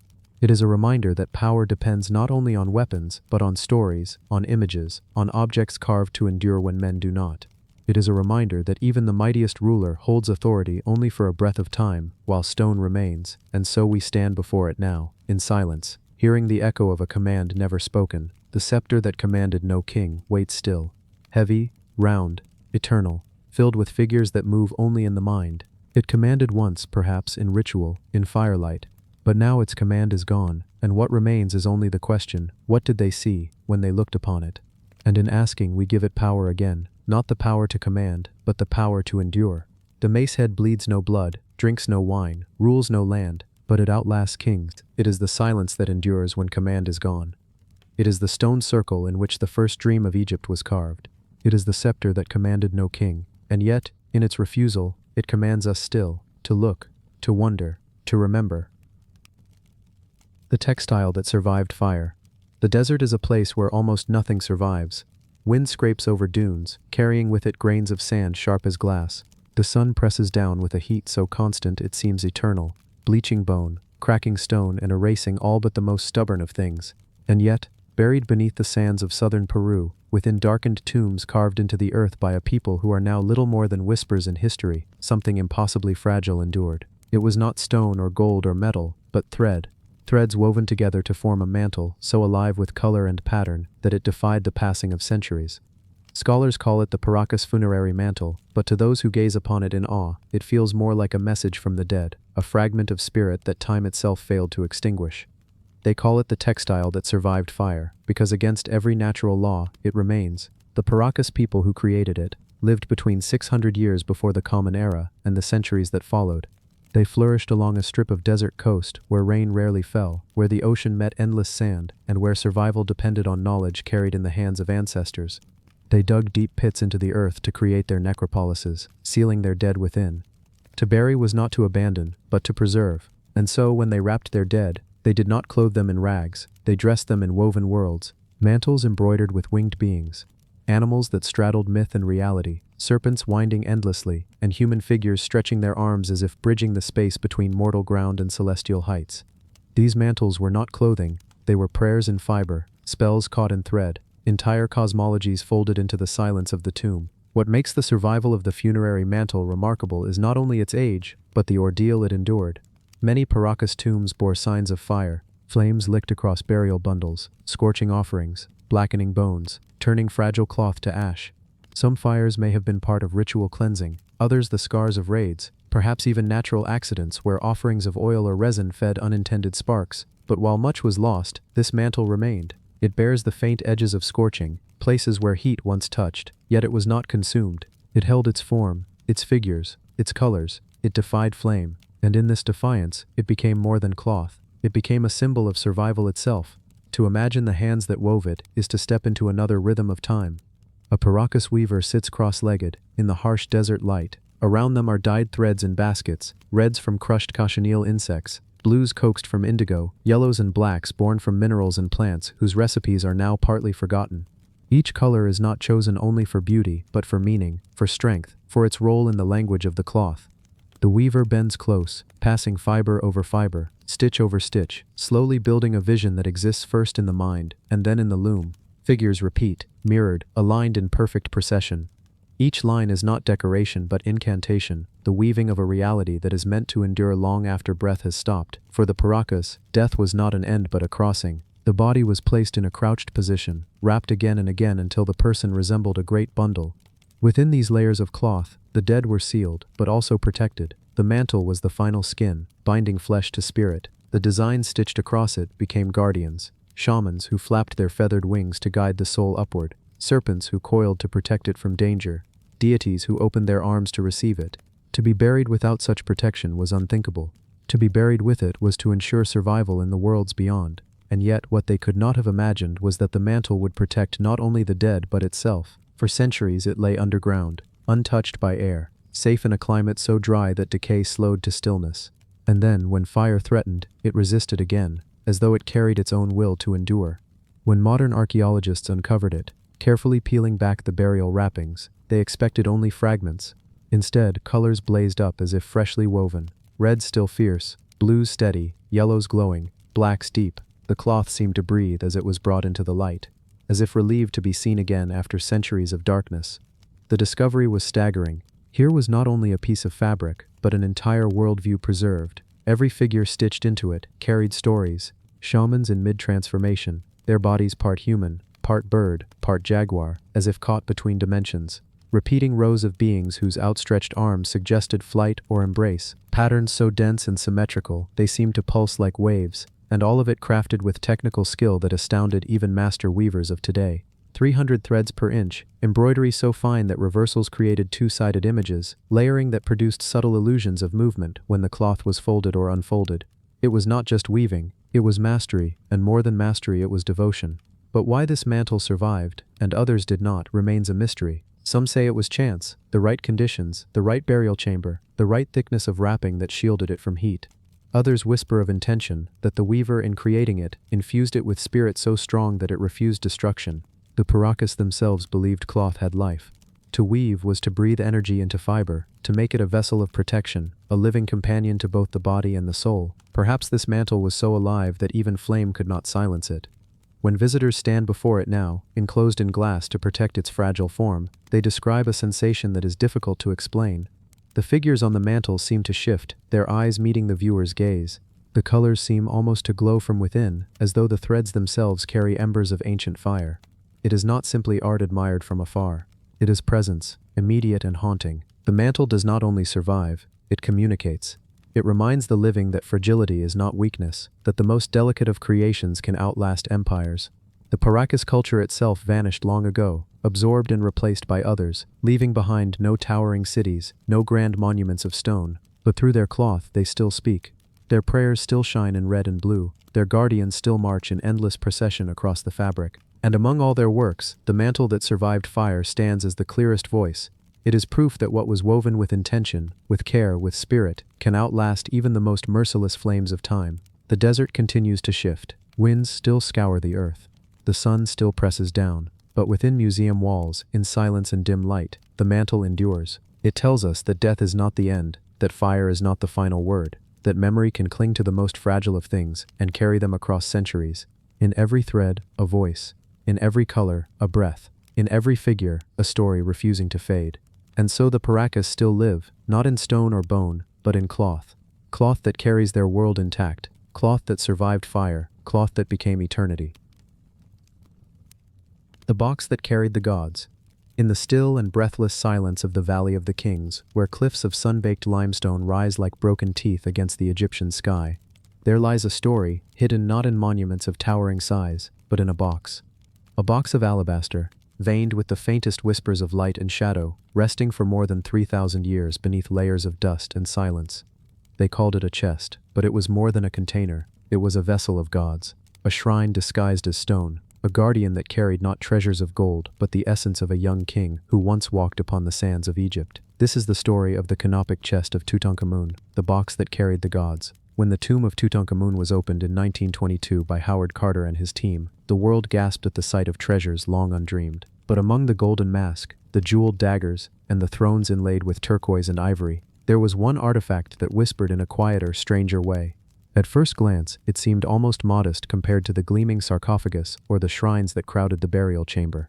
But this alabaster chest, gleaming pale and luminous in the lamplight of the excavators, held within it something far greater than jewelry or weaponry. It held parts of the boy king himself. For this was not a chest of coins or jewels. It was a canopic chest, designed to guard the most sacred fragments of Tutankhamun's body, the organs removed during the rites of mummification, each consecrated to a god, each placed under divine protection. In the Egyptian mind, the body could not survive eternity without its organs preserved, and so they were lifted from the corpse, embalmed, and locked away inside vessels, shaped with the faces of gods, then sealed within a chest that was itself made sacred. The chest was carved from translucent calcite, alabaster smoothed and polished, until it seemed to glow with its own inner fire.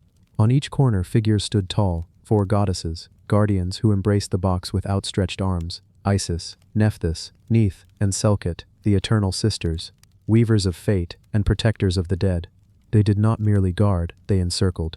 Their arms curved around the chest in gestures of eternal embrace, as though they would hold it forever, no matter what shadows passed over the centuries. Within the alabaster chest, 4 smaller compartments were carved. Each held a canopic jar, vessels that contained the organs of Tutankhamun. But these jars were unlike the ones of older kings, which bore lids shaped as the heads of the 4 sons of Horus: Imseti, Duamutuf, Hapi, and Kabeshenwif. Tutankhamun's jars bore instead the king's own face, his likeness, youthful and serene, repeated 4 times in stone, as though even in death he could not entrust his essence to another. His lungs, his liver, his stomach, his intestines, all wrapped, embalmed, and placed beneath the gaze of his own carved likeness. Think of this: a boy scarcely 19 at death, carried into eternity by a box that itself became an altar. His body was broken, his reign short, his name almost erased by those who sought to forget him. Yet the alabaster chest preserved him, not merely his organs but his divine claim. For the Egyptians believed the canopic chest was not just a container of flesh. It was a miniature cosmos, a micro-temple, where the human mingled with the divine. Each organ belonged not only to Tutankhamun, but to a god who watched over it. His liver belonged to Imseti, his lungs to Hapi, his stomach to Duamutif, his intestines to Kebisenuef. Together they made a circle of protection, a ritual binding of flesh and eternity. The chest itself was placed within a gilded wooden shrine, layered like a jewel box, hidden beneath linens and talismans. To reach it, Carter's team had to peel away layers of wrappings, each one placed with careful hands in the darkness more than 30 centuries before. When they finally gazed upon it, their eyes met the sight of the alabaster glowing softly in their lamplight. The chest seemed almost alive, almost breathing, as though the gods still lingered there. And here is the paradox that lingers like incense. The chest was meant to protect forever, yet the embalming was strangely flawed. Tutankhamun's mummification was rushed, perhaps botched. His body burned from chemical reactions in the wrappings, his flesh charred, his corpse reduced to brittle remains. But the canopic chest endured. The alabaster did not burn, did not crumble, did not lose its glow. The gods carved upon it did not let go. Imagine the journey of this box. It was carved in a workshop by hands skilled in stone, artisans who knew they were shaping a vessel for eternity. They polished the alabaster until it gleamed like frozen light. They carved the figures of the goddesses with precision, their arms extended as if to embrace not stone but spirit. Priests consecrated it with words and incense, then placed within it the jars that held the organs of the king. They sealed it, wrapped it, locked it in the tomb with amulets and offerings, believing it would never be seen again by human eyes. For them, the box was no mere artifact. It was a door to eternity, a contract between king and gods, sealed in stone, and yet, eternity faltered. Thieves entered the tomb in antiquity, plundering what they could. They left chaos behind, boxes overturned, jewelry scattered. But the canopic chest, heavy and sacred, was spared. Perhaps they feared the goddesses who stood on its corners. Perhaps they sensed that some objects are not to be touched. Or perhaps the gods themselves stood guard. Whatever the reason, the alabaster chest remained. When Carter lifted his lantern to it in 1923, the glow of the alabaster reflected in his eyes. He must have felt what those ancient priests had felt, that this was no ordinary container. In the notes of his excavation, he described the chest in words of reverence, as though even in discovery he was aware he had entered a sanctum. And so, the box that carried the gods survived. It traveled from tomb to museum, from silence to spectacle, yet it carries with it the same aura. To stand before it today is to stand in the shadow of Egypt's faith in eternity. The alabaster still glows softly, and the four goddesses still embrace it.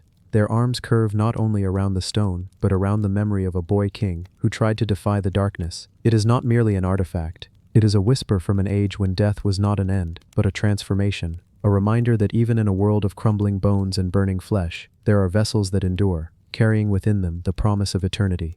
The canopic chest of Tutankhamun is more than a box.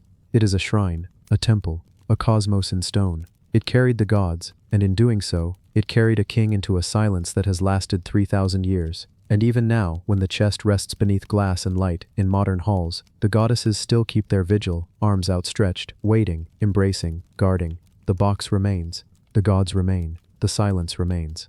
The box that carried the gods still whispers. The stone that held secrets. Upon the windswept crest of the hill of Tara, where the grass rolls endlessly beneath the ever-changing Irish sky, there stands a stone. Weathered, unyielding, upright against centuries of rain, frost and sun, it greets the horizon with quiet defiance. To the unknowing eye, it is simply a pillar of grey, a standing stone no different from many others scattered across the emerald fields of Ireland. But to those who listen, to those who walk slowly among the whispering grasses and feel the earth beneath their steps, this stone murmurs of kings, of rituals, of destiny. It is called the Lia File, the Stone of Destiny, and it is said to have once cried out beneath the feet of Ireland's rightful kings. It rises only a few feet above the ground, narrow and smooth, as though shaped by unseen hands. Today it is chipped, scarred by age, perhaps by violence, yet in its silence, in its patient upright stance, it carries more than 3,000 years of stories. It is not just a relic of ancient Ireland, it is a symbol of sovereignty, a touchstone between earth and sky, people and gods. The hill of Tara itself is no ordinary hill. From its summit, one can see in all directions the Boyne Valley stretching like a patchwork quilt of green and stone, the gentle rise of other hills scattered far away, and on a clear day perhaps even the faint shimmer of the sea. But Tara is more than a view. It was once the spiritual and political heart of Ireland, the place where high kings were chosen, laws declared, rituals enacted. Beneath its soil lie earthworks, mounds, ditches, and ceremonial enclosures, some dating back to the Neolithic. The ground is layered with history, each generation leaving marks upon the hill, shaping it into a sacred landscape. And at its heart, the Lia File stood as sentinel, guardian, and judge. According to legend, the stone was no ordinary monolith. It was one of 4 treasures brought to Ireland by the mythic Tuatha De Danann, the gods or heroes of old. From the northern isles of the world, they came with items of great power: the sword of Nuada, which could never be defeated in battle, the spear of Lug, which always struck true, the cauldron of Dagda, which left no man unsatisfied, and the Lia File, the stone of destiny, which conferred kingship. Each treasure was a fragment of divine authority, but the stone was different. It was not a weapon, nor a tool of plenty. It was a judge. It chose. For it was said that when a rightful king of Ireland placed his foot upon the stone, the Lia File would roar. Its cry would echo across the hill, across the valleys, as if the land itself had spoken in approval. It was a voice of sovereignty, a declaration that the bond between ruler and earth had been sealed. But if a pretender stood upon it, the stone remained silent. In this way it was both oracle and witness, a mediator between human ambition and divine will. Imagine the scenes of long ago. The people gathered on the slopes of Tara, the air filled with expectation. Druids chanted invocations, smoke rising from fires where herbs smoldered. Warriors in cloaks of wool and leather stood guard, their spears gleaming in the sun. Women carried offerings, flowers, honey, milk poured upon the ground as libations. And at the center of it all, the claimant to kingship, barefoot upon the Lia File. Silence would fall as he placed his foot upon the stone. Then, if he was chosen, a sound would break, a great cry, a roar that shook not only the hill but the hearts of all who heard. The land itself had accepted him. Such is the legend. And even if the stone has not cried out for centuries, the memory lingers, passed down through tale and song, echoing in the hearts of those who still walk upon Tara's slopes. The stone's name, Lia File, means Stone of Ireland, or Stone of Destiny. It was not only a physical marker, but also a spiritual anchor. To the ancient Irish, sovereignty was not simply a matter of power or inheritance. It was a sacred marriage between king and land. Without the land's blessing, no king could rule.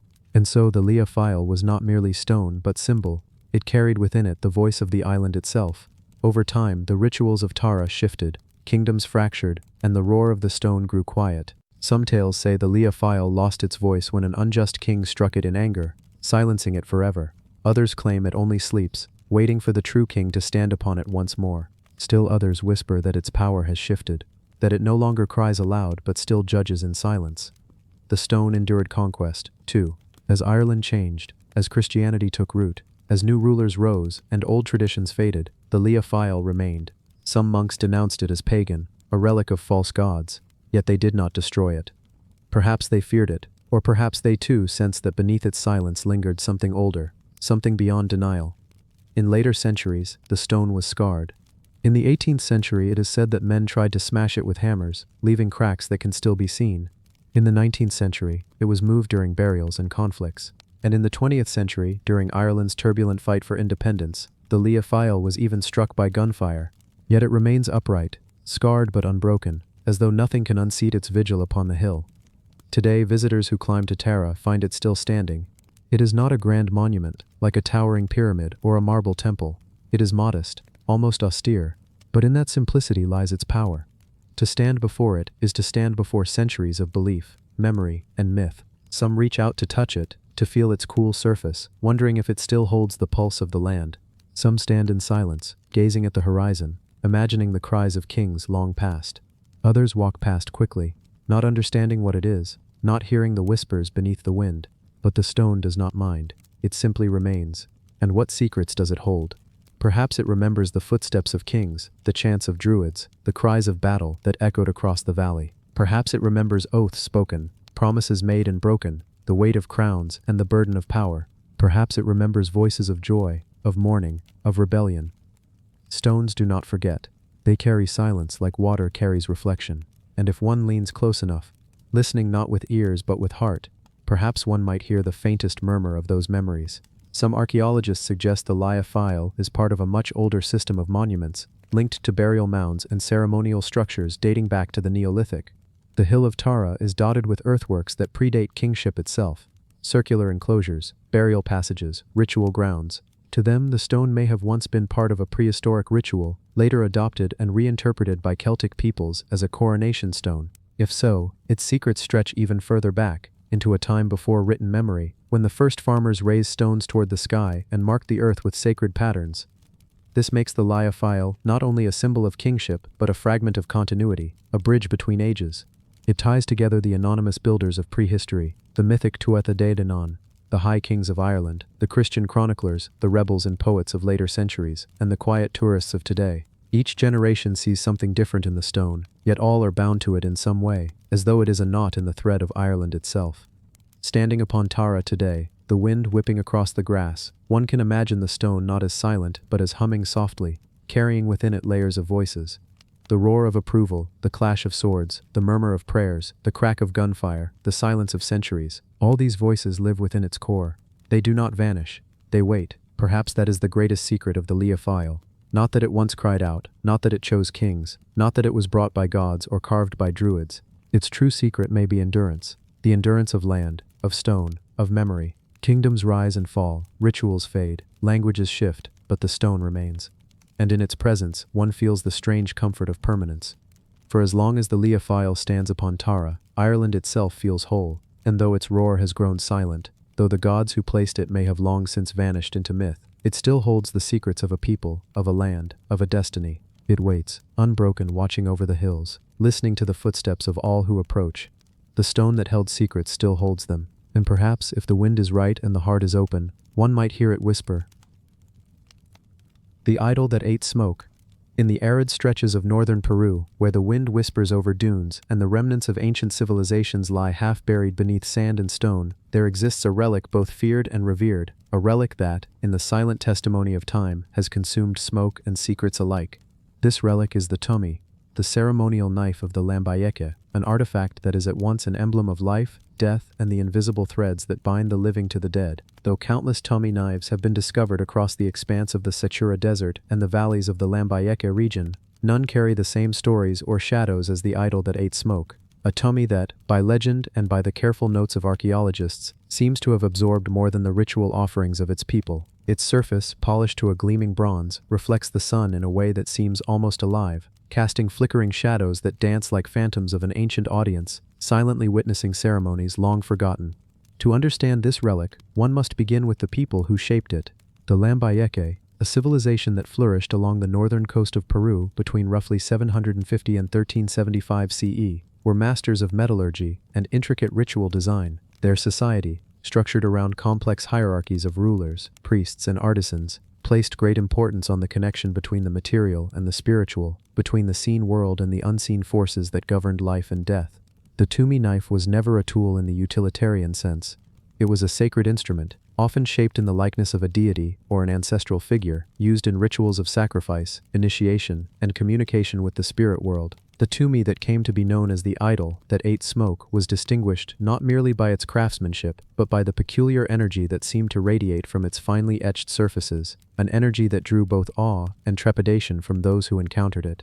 It was in the ruins of the Lambayeque Valley, near the riverbanks that once nourished the golden terraces of ancient palaces, that the first glimmers of its story were unearthed. Archaeologists, carefully sifting through layers of sand-stained adobe and ceremonial debris, found a burial chamber unlike any other. The walls were adorned with murals depicting ritual scenes, dancers with elaborate headdresses, and priests holding objects that shimmered in the muted torchlight, objects remarkably similar to the Tumi they would later recover. But this particular Tumi differed. It bore a series of incisions along its curved blade, markings so intricate that even the most seasoned metalworkers could not immediately discern their purpose. Some seemed to trace patterns of smoke itself, curling upward as if frozen in bronze, while others depicted animals both real and imagined. Condors with outstretched wings, serpents twisting toward the heavens, jaguars leaping from the underworld. There was a sense that the knife was not only ceremonial, but alive in the language of the symbols, absorbing the very essence of the offerings that passed through its hands. The chamber itself was a marvel, constructed of adobe bricks layered with mortar and reinforced with wooden beams. It had survived centuries of seismic tremors and seasonal floods. It had remained sealed, untouched by grave robbers, and yet the air within was not stale. It carried a faint metallic scent, mixed with the lingering trace of incense. The Lambayeque believed that smoke was a bridge, a medium through which prayers, sacrifices, and supplications could traverse the thin veil separating the living from the dead.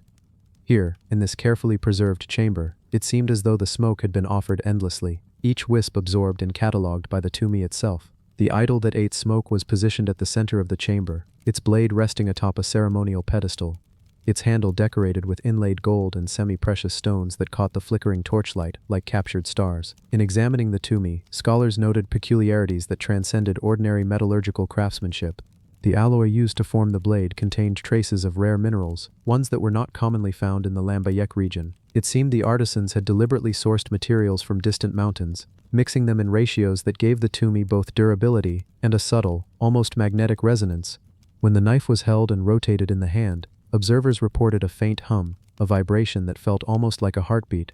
Was it a trick of the mind, or had the knife been designed to react to the warmth and breath of the living? Some suggested that this property allowed the Tumi to sense ritual energy, to receive smoke from offerings, and to retain within its form an echo of every incense, every aromatic herb, and every ceremonial flame that had ever passed across its blade. The rituals associated with the Tumi were intricate and often perilous. The Lambayeque priests believed that certain sacrifices were necessary to maintain the balance between the earthly realm and the world of spirits. Gold, maize, and even precious textiles were burned in ceremonial fires, and the smoke, rising in twisting columns, would be caught in copper vessels and funneled toward the Tumi. The idol that ate smoke was believed to absorb not only the physical manifestations of sacrifice, but the intentions and prayers of those participating in the ritual. Priests who approached the knife would often recount sensations of whispers brushing against their ears, visions of ancestral figures flickering in the corner of their vision, and a deep, resonant awareness of forces beyond comprehension. These were not hallucinations but integral elements of the Lambayeque spiritual worldview. Objects, particularly sacred objects, could carry energy, memory, and consciousness. Perhaps the most enigmatic aspect of the Tumi was its apparent resistance to corrosion. Despite being centuries old and having been buried under sand and earth, the blade retained a mirror-like sheen, while the handle's delicate inlays remained untarnished. Modern scientific analysis revealed that the combination of metals and minerals created a protective layer, but it also suggested something more extraordinary. Microscopic traces of carbon from incense and burned offerings had fused into the metal itself, creating a physical record of the rituals performed. It was as though the tomb had devoured the smoke, preserving its essence at a molecular level, creating a timeline of devotion and ceremony, etched into bronze. The tomb's discovery ignited debates within both archaeology and anthropology. How had the Lambayeka achieved such precise metallurgy?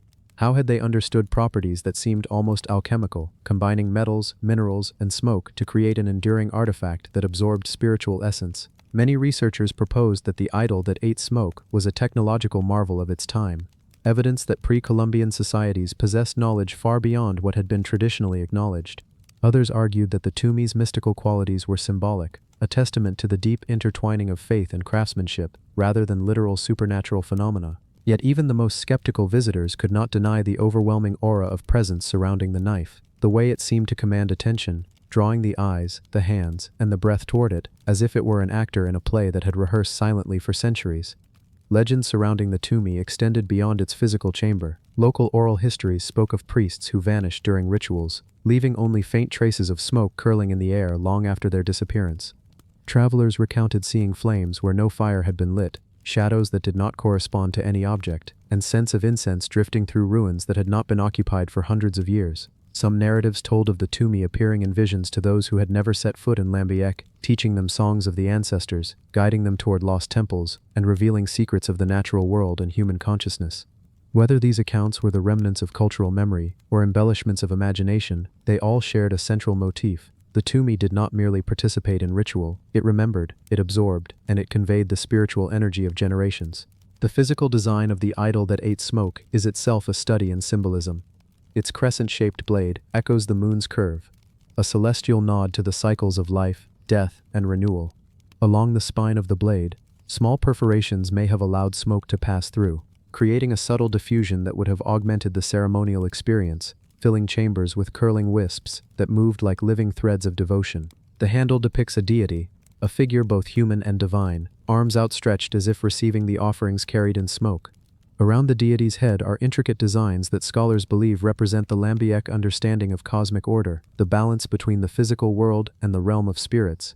Every line, curve, and groove is deliberate, encoding stories and principles that would have been understood by the priests and initiates who wielded the tomb in sacred ceremonies. The burial chamber, the murals, and the surrounding artifacts offer further insight into the tomb's function. Objects such as gold diadems, ceremonial textiles, pottery, and smaller tomb knives were positioned in ways that created a layered narrative, a tableau that spoke to the interconnectedness of power, religion, and artistry. The idol that ate smoke was always central, the focal point of ritual energy, positioned so that every sacrifice, every whispered prayer, and every offering of incense converged upon it. Archaeologists speculated that its placement was not arbitrary. It may have acted as a conduit, channeling spiritual energy, anchoring the ceremonial space, and recording the cumulative devotion of a civilization in a way that no ordinary object could. It is tempting to imagine the tomb as a silent observer, a chronicler of centuries. Perhaps it has witnessed the rise and fall of rulers, the construction and destruction of temples, and the quiet transformation of landscapes as rivers shifted and dunes moved. Perhaps it has absorbed the grief, joy, hope, and fear of countless generations, encoding in its metal the ephemeral substance of devotion and human experience. Those who encounter it today often speak of an ineffable presence, a weight that is not physical but spiritual, a sensation that the air itself is charged with echoes of ceremony.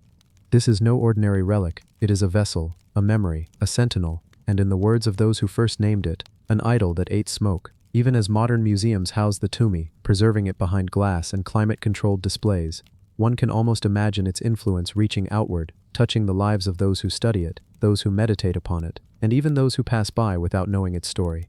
The artifact is a bridge across time, a link between the ancient and the modern, a reminder that history is not static, that objects can carry meaning, and that even the quietest relics may possess the power to alter perception and consciousness. The idol that ate smoke remains, in essence, a living story, a ceremonial instrument that has endured not merely through its metal and stone, but through the smoke, the prayers, and the faith it has consumed across the centuries. It is in the contemplation of such objects that one begins to appreciate the depths of human ingenuity and spirituality. The Lambayek, with their intricate metallurgy, profound ceremonial practices, and reverence for the intangible, remind us that civilization is not only measured in the size of cities or monuments, but in the care, intention, and imagination embedded in the artifacts left behind. Each line on the tomb, each curve, and each trace of smoke preserved in its alloy, is a testament to a culture's understanding of impermanence, memory, and the unseen forces that shape life. To hold the Tumi in the mind's eye is to witness centuries of devotion, to feel the presence of those long gone, and to recognize that some objects are more than history. They are conduits of human consciousness, vessels of the invisible, and keepers of secrets that may never be fully understood. The idol that ate smoke, like all great artifacts, challenges the observer. It invites inquiry, provokes wonder, and demands respect. Its story is not a single narrative, but a tapestry of intertwined threads: the metalworkers who forged it, the priests who consecrated it, the civilizations that revered it, and the modern scholars who attempt to decipher its mysteries. It stands as a silent testament to the ingenuity and spirituality of the Lambayek, a civilization that, though long vanished from the surface of the earth, speaks still through the smoke it consumed, and the metal it transformed into memory. And so, the idol that ate smoke remains, a relic that defies the passage of time, a knife that devours smoke and stores the ephemeral, a ceremonial object that carries within it the pulse of generations, the echo of sacred fires, and the haunting presence of rituals that continue to whisper across the ages. It is an artifact that demands attention, reflection, and reverence, a symbol of a civilization's understanding that the physical and spiritual are inseparable, and that memory can reside not only in stone and metal, but in the smoke that once rose toward the heavens, and was, forevermore captured in bronze. As the shadows lengthen over the valleys of Lambayek, the Tumi, the idol that ate smoke, continues to exert its silent dominion over the past and present, bridging centuries of ritual practice with the curiosity of the modern world. While Part 1 detailed its discovery, material composition, and ritual function, Part 2 plunges deeper into the mysteries that shroud it: the myths, the ceremonies, the connections between life and death, and the whispers of the ancestors that linger in the presence of this extraordinary artifact. The Tumi was never merely ceremonial, it was didactic, instructive, and enigmatic. Among the Lambayek, knowledge was transmitted not only through spoken word but through the artifacts themselves. The idol that ate smoke embodied a codified wisdom, encoded in metal, mineral, and the ethereal residue of fire and incense. Each ritual performed with the Tumi was a rehearsal of cosmology, an enactment of the cycles of nature, a physicalization of the principles that guided the civilization's understanding of life and death. The priests who wielded it were more than mediators, they were conduits, interpreting the language of smoke and flame, translating ephemeral gestures into structured offerings that the knife absorbed and remembered. Historical records and oral histories suggest that the Tumi was often used in initiation ceremonies, a stage in which the youth of the Lambayek were introduced to the mysteries of the cosmos, the underworld, and their own societal roles. Participants would present offerings of maize, cacao, and aromatic herbs, each chosen for its symbolic resonance. The smoke rising from these offerings was not incidental, it was central to the experience. As the priests guided the aspirants, the smoke coiled around the blade of the Tumi, passing through its perforations and curling into the etched patterns, which seemed to capture the very essence of devotion. It is said that some initiates, upon witnessing the Tumi, experienced visions, fragmented glimpses of their ancestors, of the mountains, rivers, and deserts of their homeland, and of spirits who traversed the realms unseen. The creation of the Tumi itself was an act of profound ritual importance. Artisans did not merely forge metal, they engaged in ceremonies during the forging process, invoking protective spirits and ancestral guidance to imbue the artifact with power. The bronze was poured slowly, and minerals gathered from distant highlands and riverbeds were mixed in with precision. Legends hold that the act of alloying was accompanied by chants and smoke offerings, creating a cycle in which the artifact was born of ritual even before it ever touched the hands of priests or worshippers. The resulting blade, crescent-shaped and adorned with depictions of deities, animals, and celestial bodies, was more than metal. It was a vessel of cosmic memory, a repository for energies both seen and unseen. Among the rituals recorded in historical accounts, one stands out in particular: the ceremony of smoke and echoes. During this rite, the Tumi was placed upon a ceremonial altar, surrounded by vessels of burning herbs and sacred incense. Priests circled the knife, chanting invocations in the Lambayek tongue, their voices rising and falling in patterns that mirrored the motion of smoke. The participants, often kneeling, offered small symbolic sacrifices: fruits, miniature gold objects, even delicate textiles, which were burned, allowing the smoke to rise through the Tumi. Observers reported that the smoke behaved strangely, forming swirling patterns, lingering in ways that defied the normal currents of air. The priests interpreted this as the Tumi responding to the intentions of the people, absorbing the spiritual weight of their offerings, and retaining it within the metal. It was not only in ceremonial settings that the idol that ate smoke demonstrated its mysterious properties. Stories circulated among local communities about the knife appearing in visions or dreams, guiding individuals toward hidden sites, revealing the presence of sacred objects, or offering warnings of imminent danger. One account tells of a hunter who, lost in the desert during a sandstorm, dreamed of a crescent-shaped blade catching the wind and reflecting the sun. Upon awakening, he found the path that led him safely back to his village, as if the artifact itself had intervened.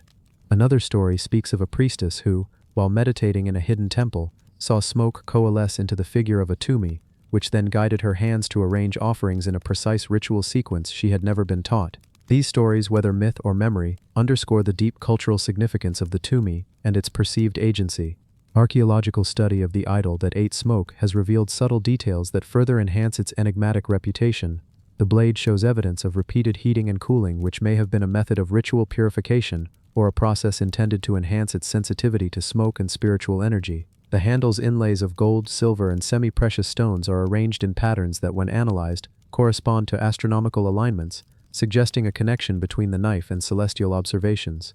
Certain perforations and channels appear deliberately designed to guide the smoke along predetermined paths, ensuring that it interacts with specific elements of the handle and blade. Modern researchers, using high-resolution imaging and metallurgical analysis, have confirmed that traces of burned offerings have indeed fused into the metal at a microscopic level, preserving a physical record of centuries of ceremonial activity. The tumi also played a role in funerary practices, acting as both protector and guide for the dead. In elite tombs, the knife was positioned near the head or chest of the deceased, often accompanied by vessels of incense and symbolic offerings. The Lambayek believed that the tumi's capacity to absorb smoke and spiritual energy allowed it to serve as a bridge for the soul, carrying prayers and intentions from the living to the realm of the ancestors. In some tombs, miniature tumi knives were placed alongside the primary blade, suggesting that its power was thought to extend beyond a single artifact, creating a network of spiritual conduits throughout the burial complex. Among the most remarkable aspects of the idol that ate smoke is its apparent ability to record the temporal passage of rituals. By examining the layers of carbon and mineral deposits within the blade, researchers have attempted to reconstruct sequences of ceremonies, observing variations in smoke composition, temperature exposure, and patterns of use. While the results are preliminary, they suggest that the tumi retained a long-term memory of human interaction, a record of devotion and intention preserved at the molecular level. This challenges conventional notions of what an artifact can store, and raises questions about the interface between material, ritual, and consciousness. Beyond its technical and ritualistic significance, the idol that ate smoke occupies a central place in the mythology of the Lambayeke. Stories describe a lineage of priests and rulers who wielded the tumi in times of crisis, invoking its power to protect communities from natural disasters, disease, or warfare. In one tale, a drought that threatened to devastate the river valleys was ended not by rainfall, but by a ritual in which the tumi absorbed the prayers and smoke offerings of an entire village. As the smoke ascended, clouds gathered over the Andes, and rain fell upon the parched fields. Whether literal or symbolic, these stories convey the perceived potency of the tumi and its integration into the social and spiritual life of the people. The idol that ate smoke also challenges modern observers to reconsider the relationship between art, ritual, and technology. Its craftsmanship, with precision alloying, inlaid symbolism, and the intricate design of smoke channels, reflects a society that blended empirical observation with spiritual insight. The artisans who created it understood the properties of metals, fire, and minerals in a sophisticated manner. Yet they embedded these properties within a framework of belief, intention, and ritual function. In this sense, the tumi is a prototype of what contemporary scholars might call spiritual engineering, a physical manifestation of cosmological principles, social hierarchy, and metaphysical understanding. In museums today, the tumi is preserved with utmost care, its surface gleaming under controlled lighting, yet its presence retains the aura of centuries of ritual life. Visitors report an ineffable sensation when standing near it, a subtle awareness that the knife is more than an object. Some describe feeling a temperature shift, a tingling along the spine, or a faint metallic hum echoes of the smoke, the offerings, and the ceremonies that imbued it with memory and significance. Even in silence, the tumi seems to communicate, a quiet, persistent reminder of the Lambayek's worldview, in which the material and spiritual are inseparable, and in which devotion can be captured and preserved within bronze. The idol that ate smoke has also inspired contemporary ritualists and artists, who see in it a model for integrating material, ritual, and consciousness. Some create modern replicas for ceremonial use. Others study its metallurgy and design to inform both artistic and scientific endeavors. The knife's ability to absorb smoke, record intention, and mediate between realms challenges assumptions about what artifacts can do, and suggests that the Lambayek possessed a sophisticated understanding of energy, matter, and the human spirit. Throughout the centuries, the Tumi has remained enigmatic, resisting full comprehension. Its story is not static, it continues to unfold through scholarly research, local tradition, and the personal experiences of those who encounter it. Each layer of bronze, each trace of carbon, each inlay of gold carries multiple narratives, blending archaeology with mythology, craftsmanship with spirituality, and history with imagination. The idol that ate smoke reminds us that artifacts are not merely objects to be catalogued, but living connections to human experience, capable of shaping understanding, inspiring reverence, and preserving memory in ways that transcend time. To hold the Tumi in one's mind, even without physically touching it, is to engage with centuries of devotion, creativity, and spiritual inquiry. It is to sense the presence of those who have gone before, to witness the meticulous care of artisans, the precision of priests, and the collective attention of a civilization. It is to recognize that some objects are not bound by their physical properties alone, but are charged with the intangible, memory, intention, and the resonance of human experience. In contemplating the idol that ate smoke, one may reflect on the ephemeral nature of human life and the enduring power of human creation. The Lambiek may have vanished from the Earth's surface, yet their presence endures in bronze and smoke, in ritual and memory, in the quiet hum of an artifact that continues to absorb, preserve, and radiate energy across time. It is a testament to the enduring capacity of humans to transform matter into meaning, to encode devotion into form, and to create objects that exist simultaneously in the material and spiritual worlds. Even as the modern world rushes forward, as civilizations rise and fall, as landscapes shift and cultures evolve, the Tumi remains, a silent sentinel of history, a bridge across centuries, and a repository of smoke and memory. The idol that ate smoke is more than a ceremonial knife. It is a symbol of the profound interplay between humans, their beliefs, and the objects they consecrate. It is proof that even in a world that prizes speed, utility, and consumption, the most enduring creations are those imbued with care, intention, and a sense of the sacred. And so, the idol that ate smoke continues its eternal work, consuming the smoke of ritual offerings, preserving the essence of devotion, and whispering across the ages. It stands as a reminder that objects can be alive in ways that transcend the physical, that memory can reside in metal as well as in mind, and that the past continues to speak to the present through artifacts shaped by skill, reverence, and imagination. To gaze upon it is to witness history in motion, to feel the pulse of a civilization, and to recognize that even in silence, the Tumi is speaking, one wisp of smoke at a time. The seal that named kings. In the sun-scorched plains of ancient Mesopotamia, where the waters of the Euphrates and Tigris carve their eternal paths, there exists an artifact of profound authority and subtle power, the cylinder seal of Uruk, known to scholars as the seal that named kings. Though small in size, it embodies the grandeur of empires, the intricate structure of administration, and the very identity of rulers whose names have otherwise been swallowed by the dust of millennia. It is a testament to human ingenuity, diplomacy, and the careful preservation of memory through art and craft. The seal itself is cylindrical, no larger than a thumb, carved meticulously from semi-precious stone, often hematite, serpentine, or lapis lazuli. Its curved surface is etched with a dense tapestry of figures, inscriptions, and symbols. Kings seated on thrones, priests performing rituals, animals intertwined with cosmic motifs, and cuneiform inscriptions that record transactions, dedications, or the authority of their owner. To the untrained eye, it might seem a simple decorative object, yet in Mesopotamian society, it was a tool of immense power, functioning as both signature and emblem of sovereignty, a microcosm of civilization itself. The process of crafting a cylinder seal was itself a ritualized act of devotion and skill. Artisans labored for weeks, sometimes months, to carve in reverse the intricate reliefs that would impress onto clay with precision. Each image was chosen deliberately. A lion could represent strength, a falcon divine protection, a priestly figure the sanctity of ritual order. The inscriptions, written in cuneiform, were not merely functional, they were declarations of legitimacy, binding contracts, or sacred invocations. Once the seal was completed, it became an extension of its owner's authority, an object capable of conferring legal, economic, and spiritual weight to even the simplest clay tablet. In the city of Uruk, one of the first great urban centers of Sumer, cylinder seals were ubiquitous yet profoundly personal. Merchants, scribes, priests, and rulers carried them constantly, pressing them into wet clay to authenticate agreements, record tributes, or mark property. But among all such seals, there existed a select few that bore the authority of kings themselves, seals that named rulers, legitimized dynasties, and encoded their power in a tactile and indelible form. The cylinder seal of Uruk, the seal that named kings, is among this most elite lineage. Its impression on clay tablets could declare ownership, sanction treaties, and even invoke divine favor in the name of the sovereign whose emblem it carried. The inscriptions on the seal reveal a sophisticated understanding of symbolism and governance. Kings are often depicted seated before attendants or deities, their gestures precise, their regalia carefully detailed. Surrounding them are inscriptions in Sumerian cuneiform, naming the ruler, the city, or the temple for which the seal is authorized. Unlike ordinary artifacts, this seal was a political instrument. Its impressions were legally binding, and in many ways it functioned as an early form of a government signature. Those who handled it recognized that to press this seal into clay was to enact authority itself, transforming a simple tablet into a vessel of legitimacy. The cylinder seal of Uruk was also central to religious practice. In Sumerian cosmology, the king was not merely a political figure but a mediator between the gods and the people.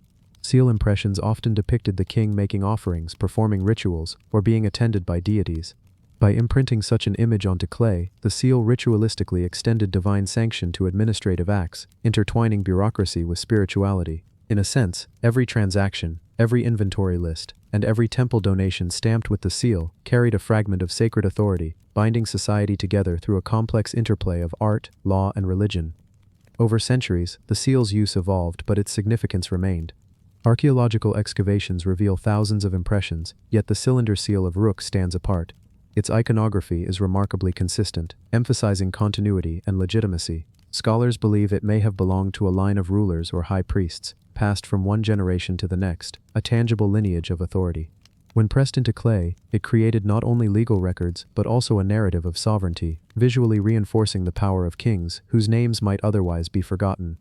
Beyond administrative and religious functions, the seal offers insight into the social and cultural dynamics of early Mesopotamia. Scenes of agriculture, ritual feasts, warfare, and mythological beings reflect a civilization deeply attuned to cycles of nature, divine hierarchy, and human responsibility.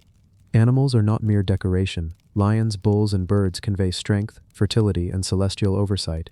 Figures of gods interacting with mortals suggest a society that understood leadership as divinely guided, where legitimacy was inseparable from sacred endorsement. The cylinder seal of Uruk, therefore, is not only an artifact of power but a narrative compressed into stone, capturing the essence of an entire civilization.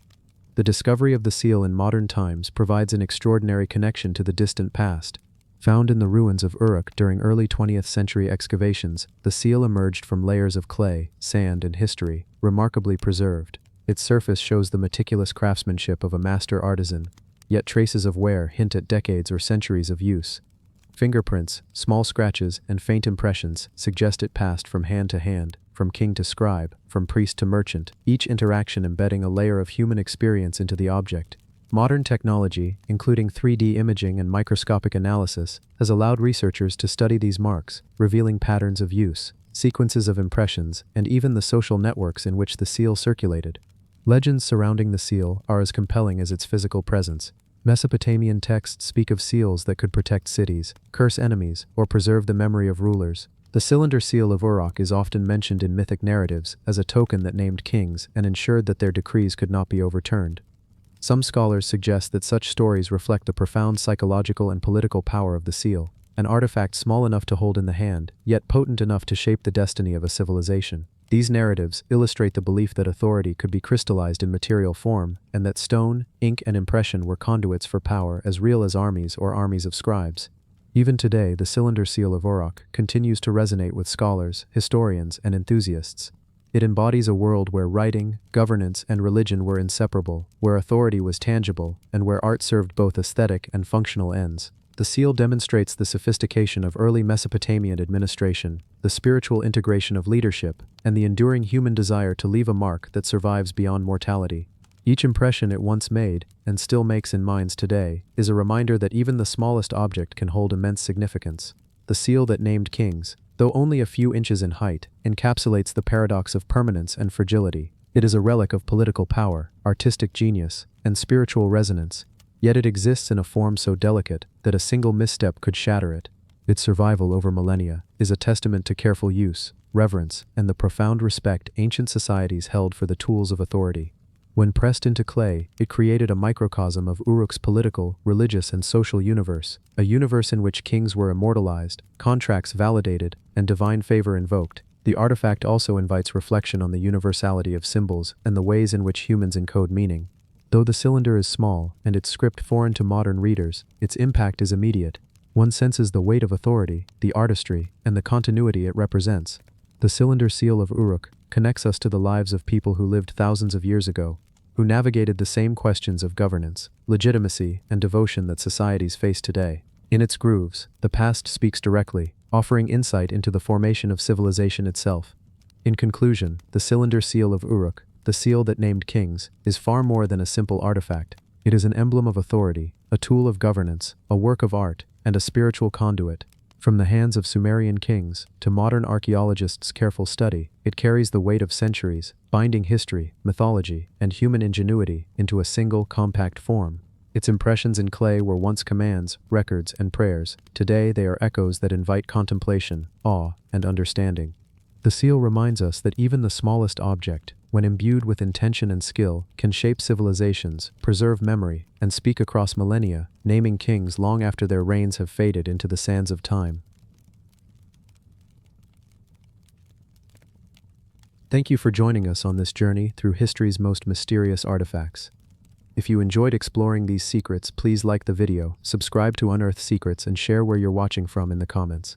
Until next time, may the mysteries of the past continue to inspire your curiosity.